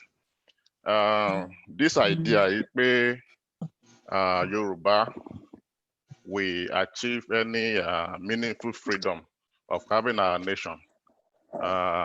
It's going to be a struggle. You know, there's nothing like freedom is never free. You will have to earn it for yourself. And the idea is I want world power combo, you know, America or something. Fulani will give the whole of Nigeria to the UK for them to remain in power. And America, when if I go against the foreign interest, UK, they are allied, they are very strong allied. So I have no possible, but only confidence what I would suggest in as much as Bashim pursue diplomacy, which Ajayi, is good. please mute the phone. Mercy Adekunle Ajayi, please mute yourself until I call you, please. Please mute yourself. Okay, Emma Sorayilo. Yeah, in as much as Bashim pursue diplomacy, we also need to have an organized Yoruba militia. Believe it. You know, so we need to have some type of an organized militia because Fulani, the only thing to understand me is force, nothing else. Mr. Akekua, we don't want to talk about militia here. Okay. We're sorry. Okay. We're about self-defense. We don't want to talk about militia. Then it will be like all kind of attack and this and that. We don't want to talk about that. I'm not representing Oodua. Okay. Prescribe. We don't deal in militia. We don't deal in all those, guerrilla warfare. We don't want to do that. Because I feel like defend defend okay. So your point is well taken, sir. So I will leave that alone. Let the house know. We were just watching now. I don't know if how many but DSS has in fact declared Chief Sunday wanted to declare wanted. So it's all over the place now. Want to parade that one? Call us Abuja. They are on TV now. Another thing, Timothy first Nigeria will go as far as Lagos go. Lagos is very strategic. So if they let Yoruba nation win the narrative of Lagos, because Yoloma attract the world press, if there's any kind of demonstration or rally in Lagos, it's going to make global press. And the Nigerian government will not like that. So that's what officially it wants to see. And so we need to be very, very careful with that. Then the last thing, I just want to bring us back into history. Teba interview Amado Bello, back in the late 50s, until song by as part of their plan, they will never let any other nationality Kakanese peace because of what they want to achieve. So we are dealing with a very, very nasty adversary here. And we have to be very, very, very careful. So, and that is just what because what is working in Sile, and I think they are just executing this plan, and they are very slow and calculating. No matter how long their goal is to take over the whole of Nigeria, conquer the Fulani nation. And so we need to start to take proactive measure, individually and collectively. By Magbara Sile. Then the other thing is in the West, man, not in Biafra, don't fear everybody. We need to start to bring a strong alliance. But when Lord just say it's just our fight only, We need to start forming alliance with other ethnic nationalities in Nigeria, a strong one. That, in my opinion, be actually Barawale. ẹ ṣe gọ̀sà ṣe rí nípa alliance ẹni ká form yẹn òun náà ní Niners láti middle belt all the way down gbogbo wọn náà jẹ́ signatory nínú Niners and then ṣe rí nǹkan tẹ́ sọ sí wa very very important sir òun ló fi jẹ́ pé ó máa ń bà wá lọ àwa tá a jẹ́ agitators báyìí ó máa ń bà wá lọ́kàn jẹ́ pé gbogbo àwọn tó yẹ kán dìde ká gba ẹ̀yà Yorùbá là àwọn náà ti ń lẹ̀dí àpòpọ̀ pẹ̀lú àwọn kìíní ṣe rí plan tó ń ṣe ń sìn ẹ má yẹ kí n parọ́ fún yín òun ni pé ẹ rí i pé apá ibi tó ti ń jà bí ìgangan tó bá jà ní ìgangan lónìí gbogbo axis yẹn Ìbàràpá gbogbo ẹ̀ títí lọ sísàlẹ̀ wọ́n tún ń jà ní gbogbo Ẹ̀gbádò òye wa nǹkan kan báyẹn now nǹkan tó fẹ́ ṣe ni pé wọ́n fẹ́ wá látòkè láti Sókótó ẹjọ́ tá náà fi ṣe ambassador kí lorúkọ ẹ̀ sìn Benin Republic it's another Fulani man yes so ibi tí nǹkan táwọn èèyàn dáadáa ti sọ látẹ̀kan ibi táwa ti ń jà sípò fọ́tò mi ló máa tóbi jù fọ́tò tiẹ̀ ló gbọ́dọ̀ kéré ìwọ ló gbọ́dọ̀ pé Zoom meeting àwa la gbọ́dọ̀ léèyàn márùn-ún kọ́mítì ẹ̀yin ò gbọ́dọ̀ ní ju 4 lọ gbogbo ránù tá à ń jà sí nìyẹn and these people are strategic tó bá ti bẹ̀rẹ̀ láti Sókótó sí Kẹ́bì tó ti wá gbogbo ẹ̀ wá sàlẹ̀ báyìí títí wọ́n fẹ́ ṣe débi pé wọ́n máa gba Badagry wọlé Badagry Ẹ̀pẹ́ kan gba gbogbo ẹ̀ àwa dẹ̀ ń jà sí nǹkan tó necessary ó la ṣe sọ pé irú bẹ́ẹ̀ ṣe bẹ́ẹ̀ gbogbo yín tẹ́ wà ní meeting báyìí sí ẹ jẹ́ ká máa jí àwọn èèyàn wa dìde ó sì wà lọ́wọ́ àwọn èèyàn wa Arab Spring àwọn náà gbára wọn lẹ̀ Puerto Ricans àwọn náà gbára wọn lẹ̀ ẹ ṣe Mercy Adékèlé Àjàyí ẹ bá wa sọ̀rọ̀ ẹ on mute ẹ jọ. gbogbo ẹ̀yin system yẹn ó dà kó weak díẹ̀ o. nǹkan tẹ́mi kàn fẹ́ sọ ọ̀rọ̀ mi ò pọ̀ lórí àtìgbà tá a ti bẹ̀rẹ̀ náà sorry o ṣé ń gbọ́ báyìí. ó bẹ́tà sí. hello ṣé ń gbọ́ báyìí. ok àtìgbà tá a ti bẹ̀rẹ̀ tá a sọ pé àwọn agitate yìí ẹjọ́ náà ló pọ̀ fún wa. a ní kàn fojú bọ̀rọ̀ gbọmọ lọ́wọ́ èkùrọ́ ọ̀rọ̀ yìí simple ìjà la máa fi parí ẹ̀.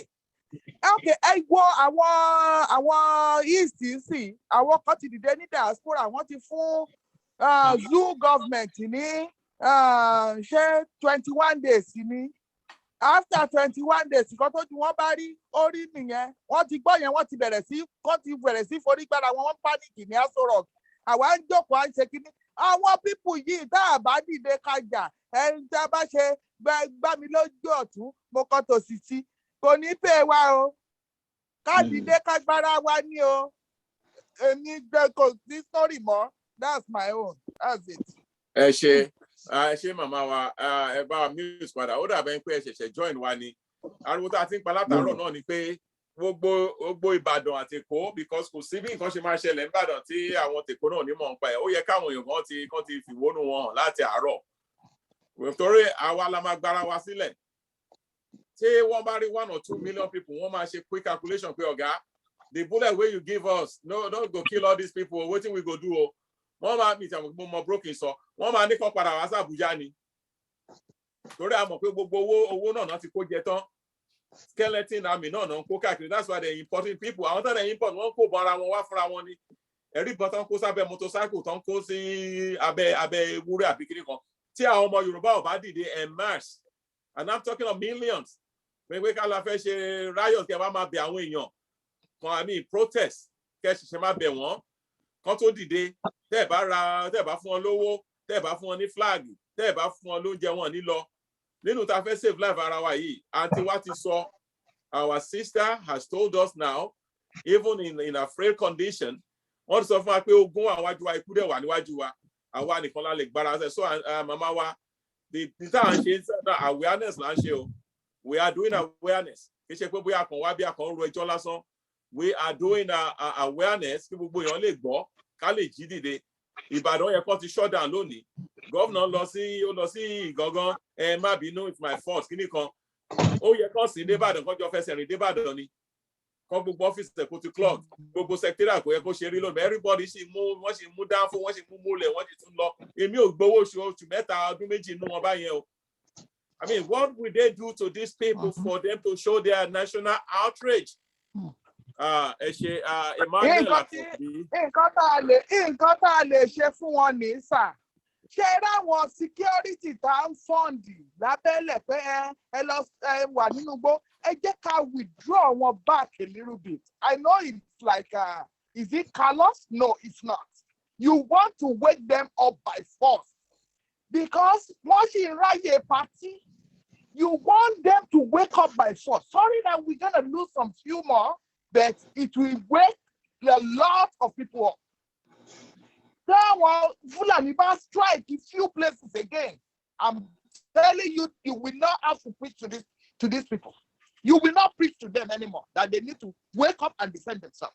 Ẹ ṣe mọ́mí wàhálà kan tí mo sọ mí náà ti sọ lẹ́ẹ̀kan pé kí ló fẹ́ fa outrage ọmọ Yorùbá tó fẹ́ dìde bàbá ní ká máa jẹ màálù mọ́ wá ní kí lẹ fẹ́ ká máa jẹ ń sìn yín àwọn ò lè má jẹ nọ́mọ̀ o wọ́n tún máa line up síbẹ̀ Ọlọ́run kó ṣàánú fún ìran Yorùbá o Ọlọ́run kó ṣàánú fún ìran Yorùbá o this is dangerous nǹkan tá a fi ń ṣeré yìí nígbà tí èèyàn forí ejò tó fi ń họ imú òun ní nǹkan tá à ń dánwò yọ Ọlọ́run bá wa jí wọn dìde o ẹ ṣe mọ́mí wa Emmanuel Akanbi please. Ẹ jọ̀ọ́ mo kí gbogbo lé o ọ̀rọ̀ tèmi kàn fẹ́ sọ ni wípé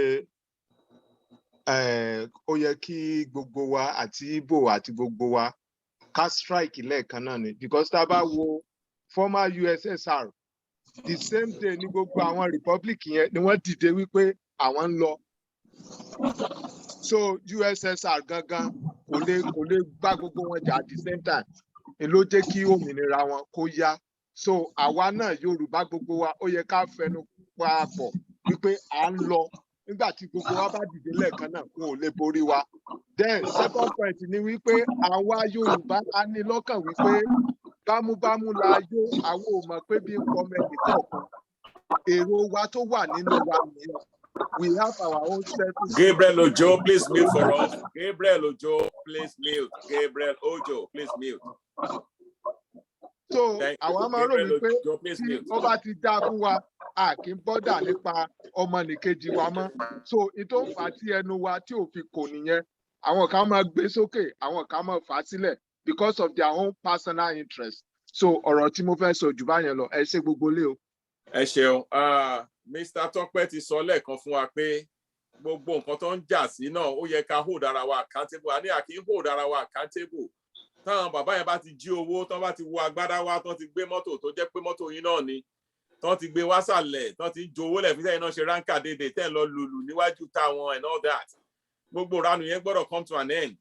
This is life threatening tán bá nìkan wà life threatening this is survival of your life of your race gbogbo ìwà ìbàjẹ́ ìwà burúkú tá a lè bára wa sọ tọ̀rọ̀ yẹn ó yẹ kán bẹ̀rẹ̀ sí bá àwọn honourable mi ò mọ anyway mi ò fẹ́ sọ pé kò sí ọ̀nà kankan lára wọn wọ́n náà gba èlò náà gbà lóṣù 30 million naira àwọn senator àtàwọn honourable gbà whereas wọ́n lè fún yín ní 30 wọ́n lè fún yín ní 30,000 wọ́n lè fún ní 30,000 lóṣù ẹ̀dẹ̀ ń wò wọ́n ran ṣé rí pé àwa gan là ń ṣera wa a sọ pé kẹ́ ẹ gbé ìbọn kẹ́ ẹ gbára ṣùgbọ́n tẹ́ ẹ bá dìde in numbers again àwọn sójà yẹn náà wọ́n bọ́n ti ẹ̀ kàwé much wọ́n ka primary 6 tó bá ní ọta 200 lọ́wọ́ tó bá wo èèyàn 20,000 kíákíá ló máa sọ pé àwọn sójà wọ́n kọ́ wọn náà ẹ bá wa mute màmá wa Àjàyí ẹjọ́ ẹ bá mute wọ́n kọ́ àwọn sójà náà ní time láti wave kan tó ń pè ní white flag wọ́n kọ́ àwọn sójà ní time láti surrender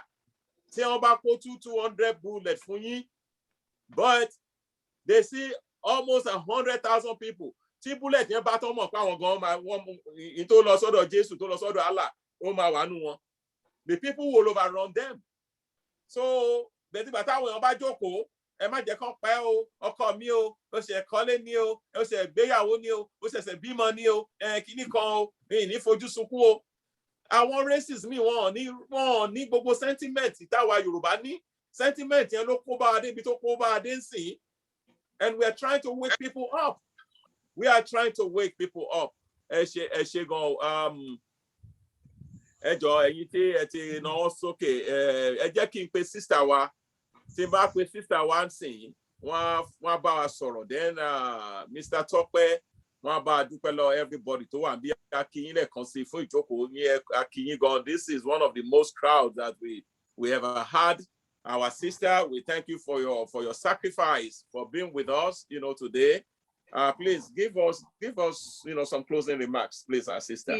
Ọ̀rọ̀ ọ̀nà méjì ni mo fẹ́ sọ̀rọ̀ sí, ọ̀rọ̀ màálù jíjẹ àti ọ̀rọ̀ pé Islam religion ti Hausa, ti Fulani àti ti Yorùbá, because you mentioned it the other time. Number one, àwọn Yorùbá ò yẹ kó máa jẹ màálù mọ́ o.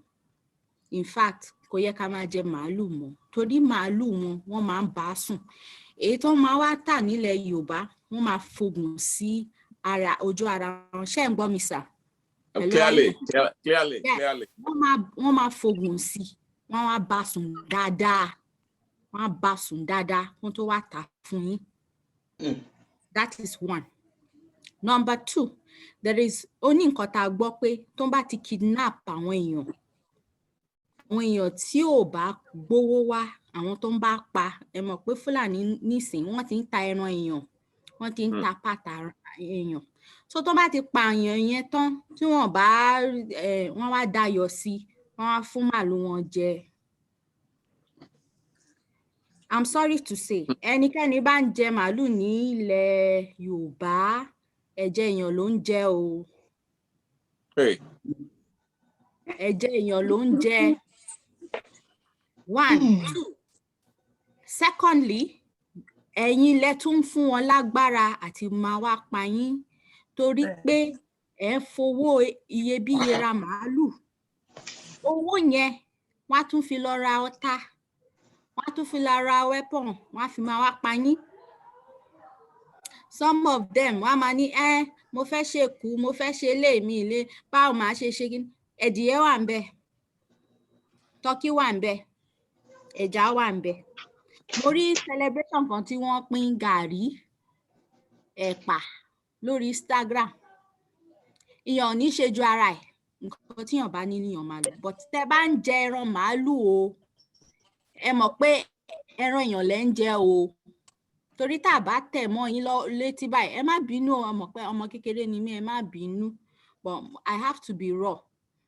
Ẹran èèyàn lẹ ń jẹ àti ẹ̀jẹ̀ èèyàn lẹ ń mu. So tẹ́ bá ti fẹ́ bu òkèlè yẹn, tẹ́ bá ti fẹ́ ẹran yẹn sẹ́nu, kẹ́ mọ̀ pé ẹran èèyàn lẹ ń jẹ. Bóyá ó máa yé àwọn èèyàn.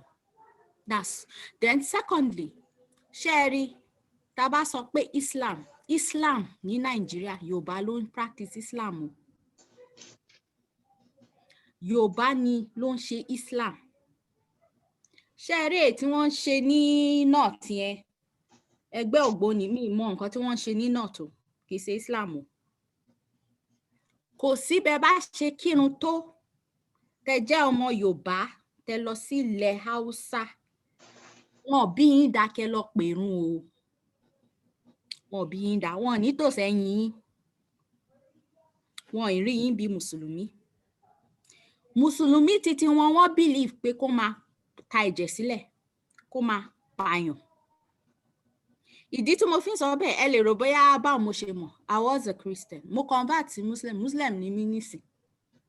So gbogbo ẹ̀ ni mo ti kà. Ìdí tí mo tiẹ̀ mo dídì farabalẹ̀ ka Kùránì, mo fẹ́ wo ibi tó ń ti kọ pé kó máa pààyàn. Èmi ò dẹ̀ rí o. Mo wá wonder pé then kí ló dé tó jẹ́ pé small thing àwọn ẹni wọ́n ti bẹ̀rẹ̀ sí ń pààyàn. Wọ́n ti bẹ̀rẹ̀ sí ń bẹ́ orí èèyàn sílẹ̀. Tẹ́ bá gbé náà tẹ́ understand brother barrister daddy, barrister Kende, you will attest to what I'm saying. any small thing perfume ẹni gbọ́ wọ́n ní wọ́n ti bẹ̀rẹ̀ sí ń bẹ́ orí èèyàn sílẹ̀.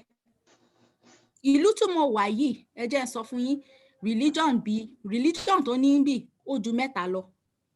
Àwọn majority tó wà Malay wà bí Chinese wà bí India kò sí ibi tẹ́ bá rí ìdè tẹ̀ ní rí ẹbọra wọn o kò sí anybody tó gbé pọ́npọ́.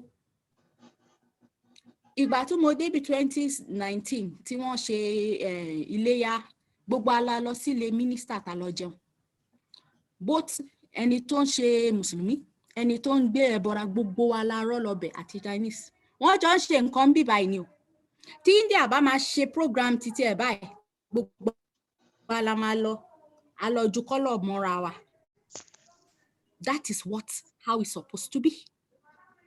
But ṣé ẹ rí nǹkan tí wọ́n ń ṣe ní north kì í ṣe Islam. Ó nígbà kan tí mo challenge èèyàn kan lórí Facebook kò wá lè sọ̀rọ̀ because ó mọ̀ pé mo ti ka Quran yẹn dáadáa. His mouth was muted. Mo ní kí ló dé tẹ́ fi ń ṣe báyìí? Ibo lẹ ti rí titi yín? Another thing, ó ní ọ̀rẹ́ mi kan torí mo ní a lot of Saudi àwọn èèyàn tó wá láti Saudi ń bí bàtà jẹ́ classmates.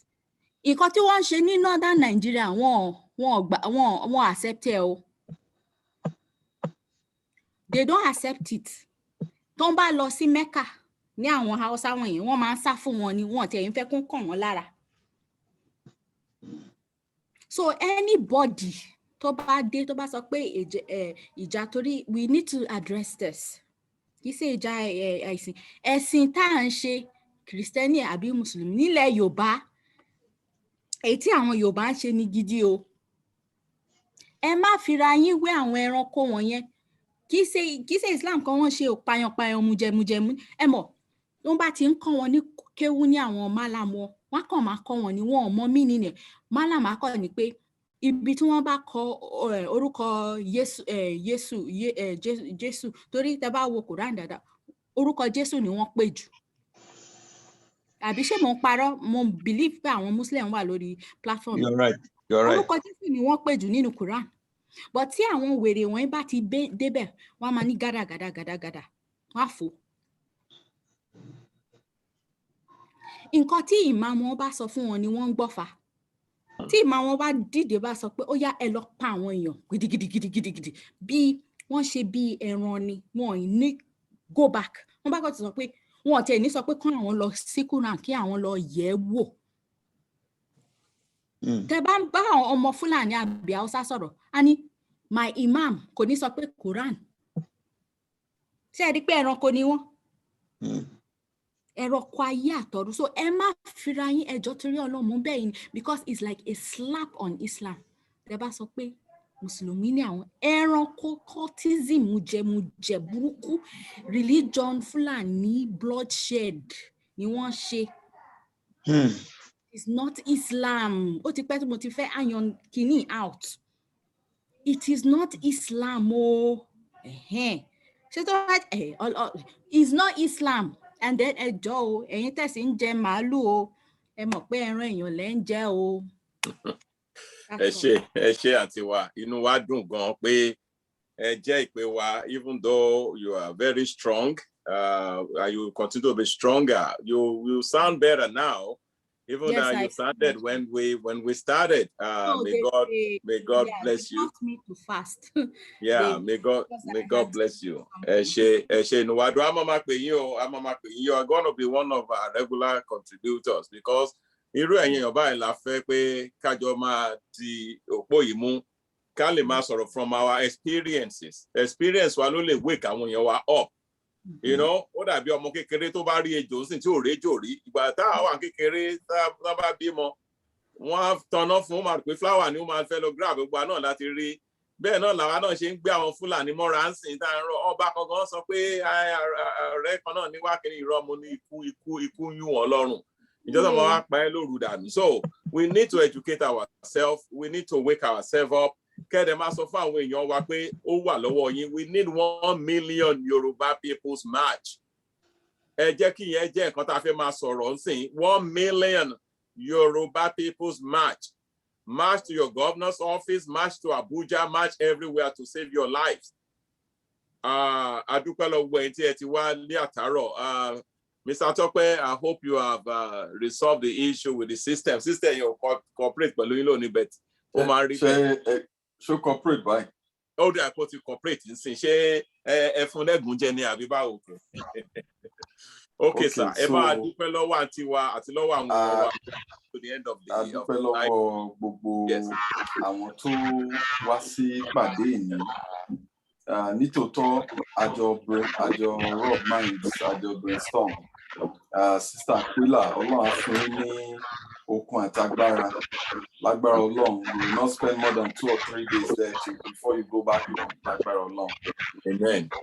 So, mo kàn fẹ́ point 1 or 2 things lórí àwọn questions kan tí mo note sílẹ̀ láti ọ̀dọ̀ brother wa Mr. Oladipo. Wọ́n sọ̀rọ̀, wọ́n béèrè nípa pé ká máa ní long-term, short-term arrangements lórí ọ̀rọ̀ agitation yìí. Shetiri, we have a time frame based on àwọn tí à ń consult pẹ̀lú. 12 months lọ fún wa. Àwa fúnra wa la ní 15 months. Eléyìí ò sọ̀rọ̀ pé I know somebody I'm writing letter to. And one of the assurance ta ní ni wípé kò ń ṣe pé èèyàn kan máa wá gbẹ̀yìn wá láti wá ní òkè a fẹ́ fún yín lówó láti betray cause sí àwọn Yorùbá. They've given us their words. Àwọn ilé ò ṣe bìrìtìkó. Mi ò fẹ́ unveil wọn. Ṣùgbọ́n tí bá unveil wọn, everybody máa mọ̀ pé ní gbogbo àgbáyé nǹkan tó bá sọ kò sẹ́nibody tó lè yẹ. Because àwọn rẹ̀ Amẹ́ríkà rẹ̀ ó ti yé àwọn tó máa yé. Àwọn gangan là ń bá ṣe. Òun dẹ̀ la ṣe ń sọ fún yín pé àwa sì nígbàgbọ́ wípé ọ̀nà tá lè tètè débẹ̀ based on our arrangements, which is 12 months, is lobbying. Nítòótọ́, ó lè dà pé àwọn kan wà UK will not go against the interest of America. America will not want to go against the interest of the UK. Kò ń ṣe irú ọ̀rọ̀ tá à ń sọ yìí. Béèyàn bá ṣe gbé package ẹ̀ ló ṣe máa determine nǹkan tí ó máa rí o. Bẹ̀bẹ̀ o. Bẹ̀bẹ̀. Ilé ò ṣe pé a fẹ́ lọ bẹ̀bẹ̀ à ń rá bàbá péjọ ẹ help wa. À ń sanwó fún nǹkan tá a fẹ́ ṣe ni. Òun ni nǹkan tá à ń sọ right now. So ẹ jọ̀ọ́ ọ̀nà tá a rí tá a mọ̀ wípé a fẹ́ máa prolong ẹ̀ ká máa sọ káwọn èèyàn máa ní ọdún mẹ́wàá lé ní ẹjẹ́ a lọ dìbò 2023. We don't want to vote. 2023 is not an option for us because a ti mọ bí tí gbogbo ọ̀rọ̀ ń lọ. One of the things tí wọ́n sọ tí mo note ni pé oníṣẹ́ kò ṣe pé olóṣèlú lẹ́yìn tẹ kóra yín jọ tẹ ní ẹ̀ṣẹ̀ agitation. Party wo lẹ wà? A ní àsí ní party kankan. We don't belong to any party. Àwọn tó bá wà ní agitation tó bá ń ṣe party kan nawọ́ wọn sókè. As far as we Ilana ọmọ Oodua, United States ṣe wà, we do not belong to any party. We do not belong to any party in Nigeria. So ọ̀rọ̀ tá a sọ kọ́lọ̀ ràn wá lọ́wọ́. Ibi tá a dúró sí òun náà sì ni wípé lórí ọ̀rọ̀ agitation wa yìí, a máa lobby ni, a need the support gbogbo ọmọ Yorùbá. Ibi tá à ń lọ, a máa débẹ̀. Go Nigeria lówó jù bẹ́ẹ̀ lọ, UK jẹ́ consultant tó jù bẹ́ẹ̀ lọ, kò dá wa dúró. Gbogbo nǹkan tó ń ṣe láti demoralize àwọn èèyàn wa ní lórí ọ̀rọ̀ rally tó máa wá Saturday. A nígbàgbọ́ wípé rally yẹn gbọ́dọ̀ hold right ẹ̀tọ́ ọmọ ènìyàn ní ẹ̀tọ́ Yorùbá ní. Yes, òótọ́ ni pé wọ́n ti lọ mú èèyàn kan, cut off the head of the snake, then the remaining body becomes useless. Dẹ̀ mọ̀ wípé Chief Sunday Adeyemo Igboho is just one person. There are thousands of people who are of Igboho's caliber and intellect nílẹ̀ Yorùbá tó wà lórí ilẹ̀ ń bẹ̀ yẹn. Àwa tá dẹ̀ wá ń bí náà a support rally yẹn pẹ̀lú gbogbo agbára wa. Ọlọ́run á dẹlẹ̀ fún gbogbo àwọn tó ti pa. Ṣùgbọ́n pé wọ́n rò pé wọ́n máa fi léyìí láti fi mú wa mọ́lẹ̀ páàní ṣe rally. Ẹ̀tọ́ wa ní ẹ̀tọ́ ọmọ ènìyàn ní láti protest. We will go out on Saturday and protest our rights as a people in Lagos because Ilewani. Nobody can stop it. No government will stop it. It is the right of the Yoruba people to protest. It is the right of the Yoruba people to demand what they want. And it is our right. No one will stop it. Gbogbo àwọn èèyàn. Ẹ má ní pé ó domi tútù síbi kankan. Èèyàn kan ní Chief Sunday Olóyè Sunday Igboho. Of course, irú nǹkan tó ṣẹlẹ̀ yẹn kò sí ẹlẹ́ran ara ni. Ó lè ní okay, we'll first step back. But there are 1,001 people tó máa fit in, tó dẹ̀ máa jáde. It is not about one person. It is about the entire Yoruba people. Saturday is a done deal. Thank you very much. Yeah, Mr. Tope Eshegon, nínú ọ̀rọ̀ tẹ́ sọ nsìn, àwọn èèyàn wa mo tún fẹ́ kẹ́ mọ̀ wípé àwọn kan sọ pé UK àti America ọ̀rẹ́ ni wọ́n ṣe rí àwa náà à ń ṣe nǹkan tó ń pè ní strategic studies. Ẹ má gbàgbé pé China wà in the middle. China wà ní Nigeria too. So America àti UK wọ́n lè gba China láàyè. So yeah, kílẹ̀ wíjàre. Wọ́n fẹ́. Yeah, wọ́n lè gba China láàyè kan máa ṣe gbòòránù tó ń ṣe. So a lot of things are working in our favor. Because ká ní pé kò sí China ń sẹ́ àti sọ pé UK àti America wọ́n máa di búrú lórí wa. Ṣùgbọ́n China náà wà bẹ̀ tán náà fẹ́ gbalẹ̀. So bóyá ti torí China sí gan pàápàá ni àwọn pàápàá ṣe fẹ́ kọ̀yìn sí Fúlàní. Torí pé èmi rí flag tán ti ní wọ́n sọ pé kí Fúlàní wá join ní APC. A kì í sùn lọ́sàn-án, a kì í sùn lóru, we're studying these things. A volunteer dẹ̀ ni wá, a sí lórí salary bí Mr. Sọpé ṣe sọ, a sí lórí salary ẹni kankan ò sanwó fún wa. But we're studying this thing for the progress of the Yoruba people.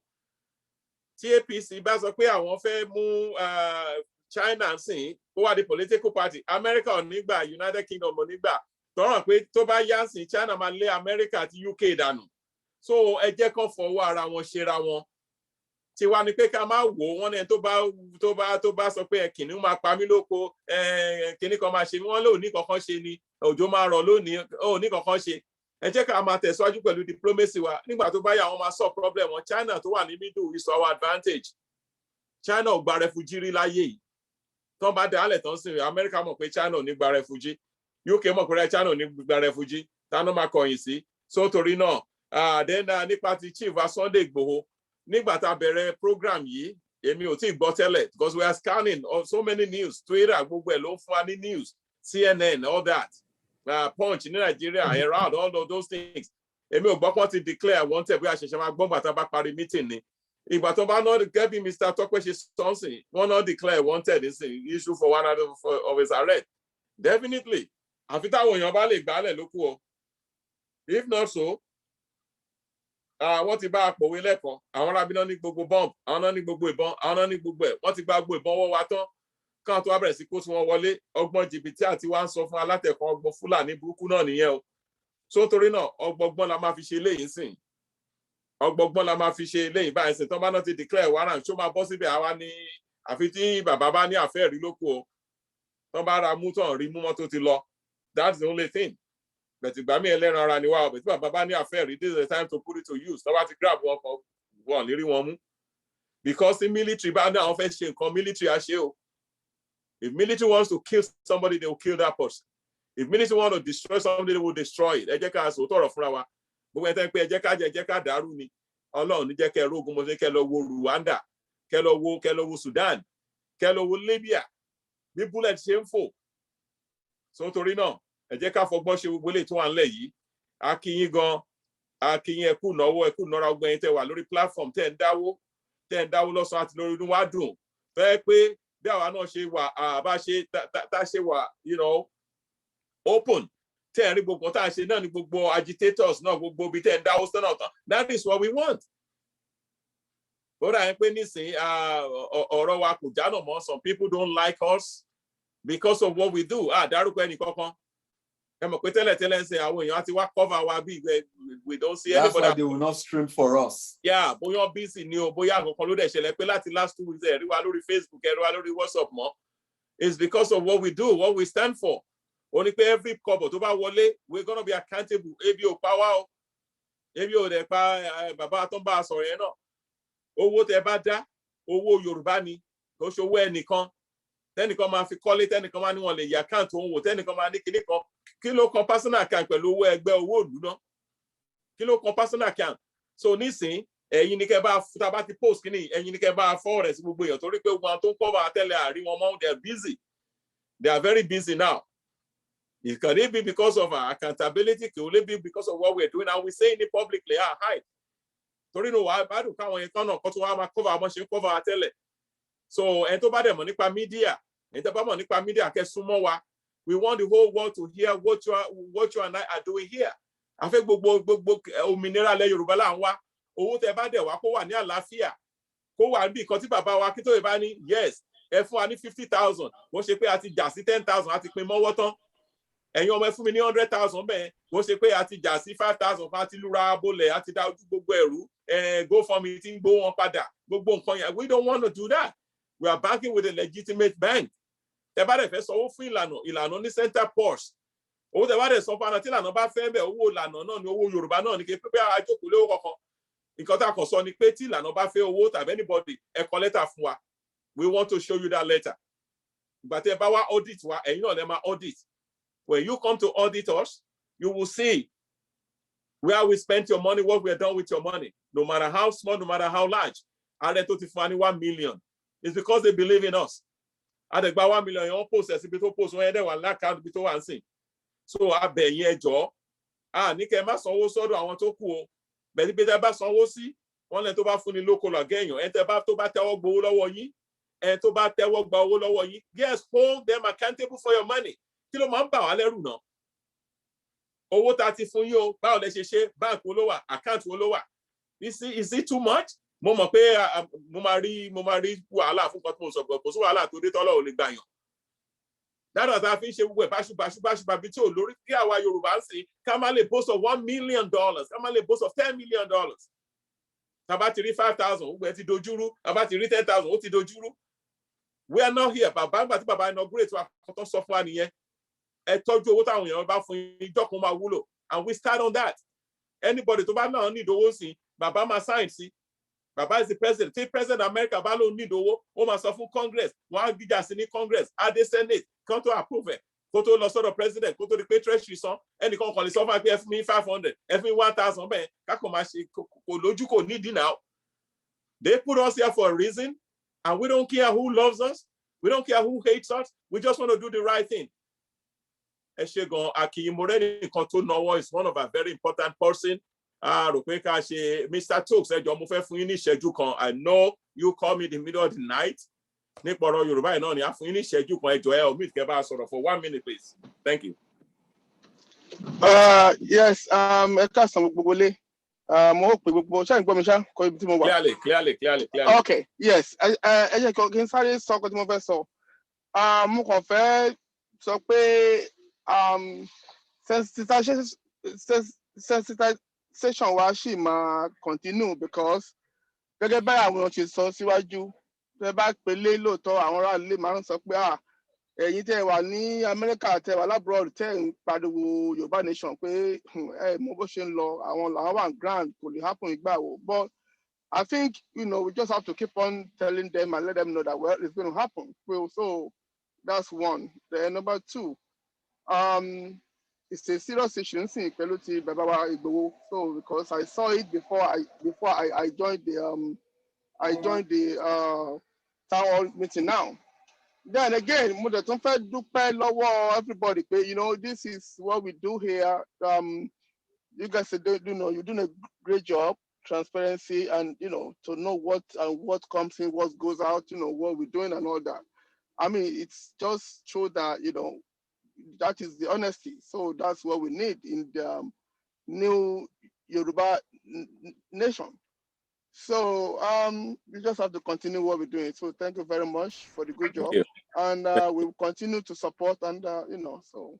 Mr. Pope, ẹ ṣé gan very much. Ṣé rí àárọ̀ àwọn nǹkan táwọn èèyàn máa rí náà nìyẹn nígbà tó rí pé Chief Sunday Igboho oníwòye àná kò sí nǹkan tó ṣe wọ́n o bẹ́ẹ̀ láàrin òru sìn gbogbo ẹ ti dojúrú well àwọn náà máa rí pé àbí òótọ́ làwọn agitator yìí ń sọ ni because àwa ríran jù wọ́n lọ a ní media a ní data a ní gbogbo ẹ̀ a ní unlimited wọ́n láwọn ò ní ṣùgbọ́n gbà tó bá ń gbọ́n sìn pé nǹkan kan ṣẹlẹ̀ sílé Ìgbòho sìn wọ́n ní ikú tó bá ń pojú gbẹ̀ ni òwe ló ń pa fún ni, ìyẹn gan máa jẹ́ káwọn náà mọ̀ pé àparọ́ o, kò sí nǹkan tá a fẹ́ gain láti máa sọ fún pé ogun bọ̀ àwa náà nílé ní Nàìjíríà o, a ní family ń bẹ o, a lọ́mọ ń bẹ o, a ní àwọn classmates ń bẹ o, a ní àwọn ọ̀rẹ́ ń bẹ o, so we don't want war for Yorùbá nation bẹ̀wẹ̀ àdàbí ẹni tán ní kó máa pariwo sìn. Ọ̀rọ̀ Ọlọ́run dẹ̀ sọ pé ìwọ tán ní kó pariwo, tó o bá pariwo tí nǹkan bá ṣe àwọn èèyàn yẹn ẹ̀jẹ̀ wà lọ́rùn ẹ̀, wọ́n tó bá pariwo tó ń bá dẹ lóhùn wọ́n ní ikú àtẹ̀jẹ̀ wọn wà lọ́rùn ara wọn. Nítorí náà bẹ̀tà wa ò ní kú bí kò ṣe yé ní agbára Ọlọ́run. A bẹ̀ yín ẹ jọ̀ọ́ one by one ẹ máa bá wa raise awareness, ẹ máa bá a sọ fún àwọn èèyàn wa pé ẹ dáwó sí lànà, tẹ bá ti dáwó ẹ tó bá lóhùn fẹ́ kórúkọ ohun kó hàn, àti ní kinní kan anonymous la máa pè ẹ́, anonymous fún wa ní ìníṣíà ẹ, tó bá ti sọ pé anonymous á dẹ̀ fi ìníṣíà ẹ síbẹ̀, tó bá ti wà á dẹ̀ máa wò pé owó mi ṣì wà ń bí, ìwọ tó bá dẹ̀ fẹ́ kán dárúkọ ẹ yà á gbórúkọ ẹ síbẹ̀, wàá yẹ̀wò wàá rí ń bẹ̀. So these are the things that we're doing here. Gẹ́gẹ́ bí Mr. Tok ṣe sọ́nsìn, owó kankan ò tí ì jáde o, other than owó ẹgbẹ́ tá à ń san fún wọn ní diaspora head, other than owó Zoom, owó internet here and there, àti bank charges, gbogbo ẹ bá lo credit card yẹn ó ní iye tó ń charge wa. Other than that, we're keeping your money the way Baba Akintoye said we should do that. And we wish everybody else, every organization can do that also. Bóyá tá a tẹ̀ fi ra motorcycle kan àbí méjì. Oh, freeze. A lè ra 10,000, we are 40 million people. Tí n bá rí tá a bá ra motorcycle kan, a gbàdúrà fún yẹn ṣé ẹ kú náwó kìíní kan bí tẹ́tí kò ní tán bẹ́ẹ̀ o. Imagine we bought 20,000 motorcycles.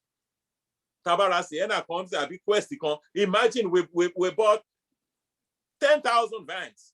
Ṣé bí gbogbo ilẹ̀ Yorùbá là ń jà fún? Olúwa wà pẹ̀lú wa. Àbọ̀rọ̀ là ń sọ fọ́mọlúàbí. We will continue to support each other and that's. Thank you very much. Thank you very much. Diplomacy matters a lot. So. We are working on it and self-defense. Ẹ ṣé gan. What we do on this platform, nígbà tá a bẹ̀rẹ̀ sí gbàdúrà, wọ́n ní ká má gbàdúrà lórúkọ Jésù, àwọn kan ní ká má gbàdúrà ní Mùsùlùmí, àwọn kan ní ká má gbàdúrà. Ṣé mọ̀? Àwa sọ wípé a máa play national anthem wa. Àwa ni ògo adúláwọ̀. We are the glory of God for this black race. Tá a bá ti gbọ́ national anthem yẹn, èmi máa ń sọ nǹkan kan national anthem Nigeria. Tán sọ fún wa pé labours of our heroes past shall never go in vain. Wọ́n ti dá gbogbo labour heroes past yín, wọ́n ti dá sí garbage. We don't follow it. Orin tí wá sìn, iṣẹ́ wà tá a fẹ́ ṣe. Gbogbo orin yẹn bọ́ ṣe kọ́ fún wa nínú national Oodua national ẹ jọ̀ọ́ mo bẹ̀ wá.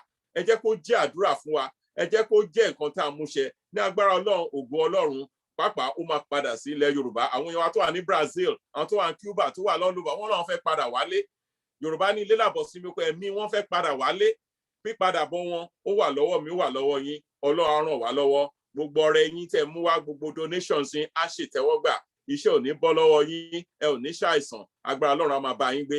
Ẹ̀yin tẹ́ ti san monthly due yín, oṣù tuntun ṣẹ̀ṣẹ̀ bẹ̀rẹ̀. Kẹ̀tù san, ẹ̀tù gbọ̀nwọ́ díẹ̀ sí. Like we said, we are good custodian of your funds, of your money, and you can hold us accountable. Tíjọ́ tá a bá ní auditors, tán bá ní àwọn mọ̀bówó ìṣe lọ, you ask us, we will pay you back. It's a guarantee.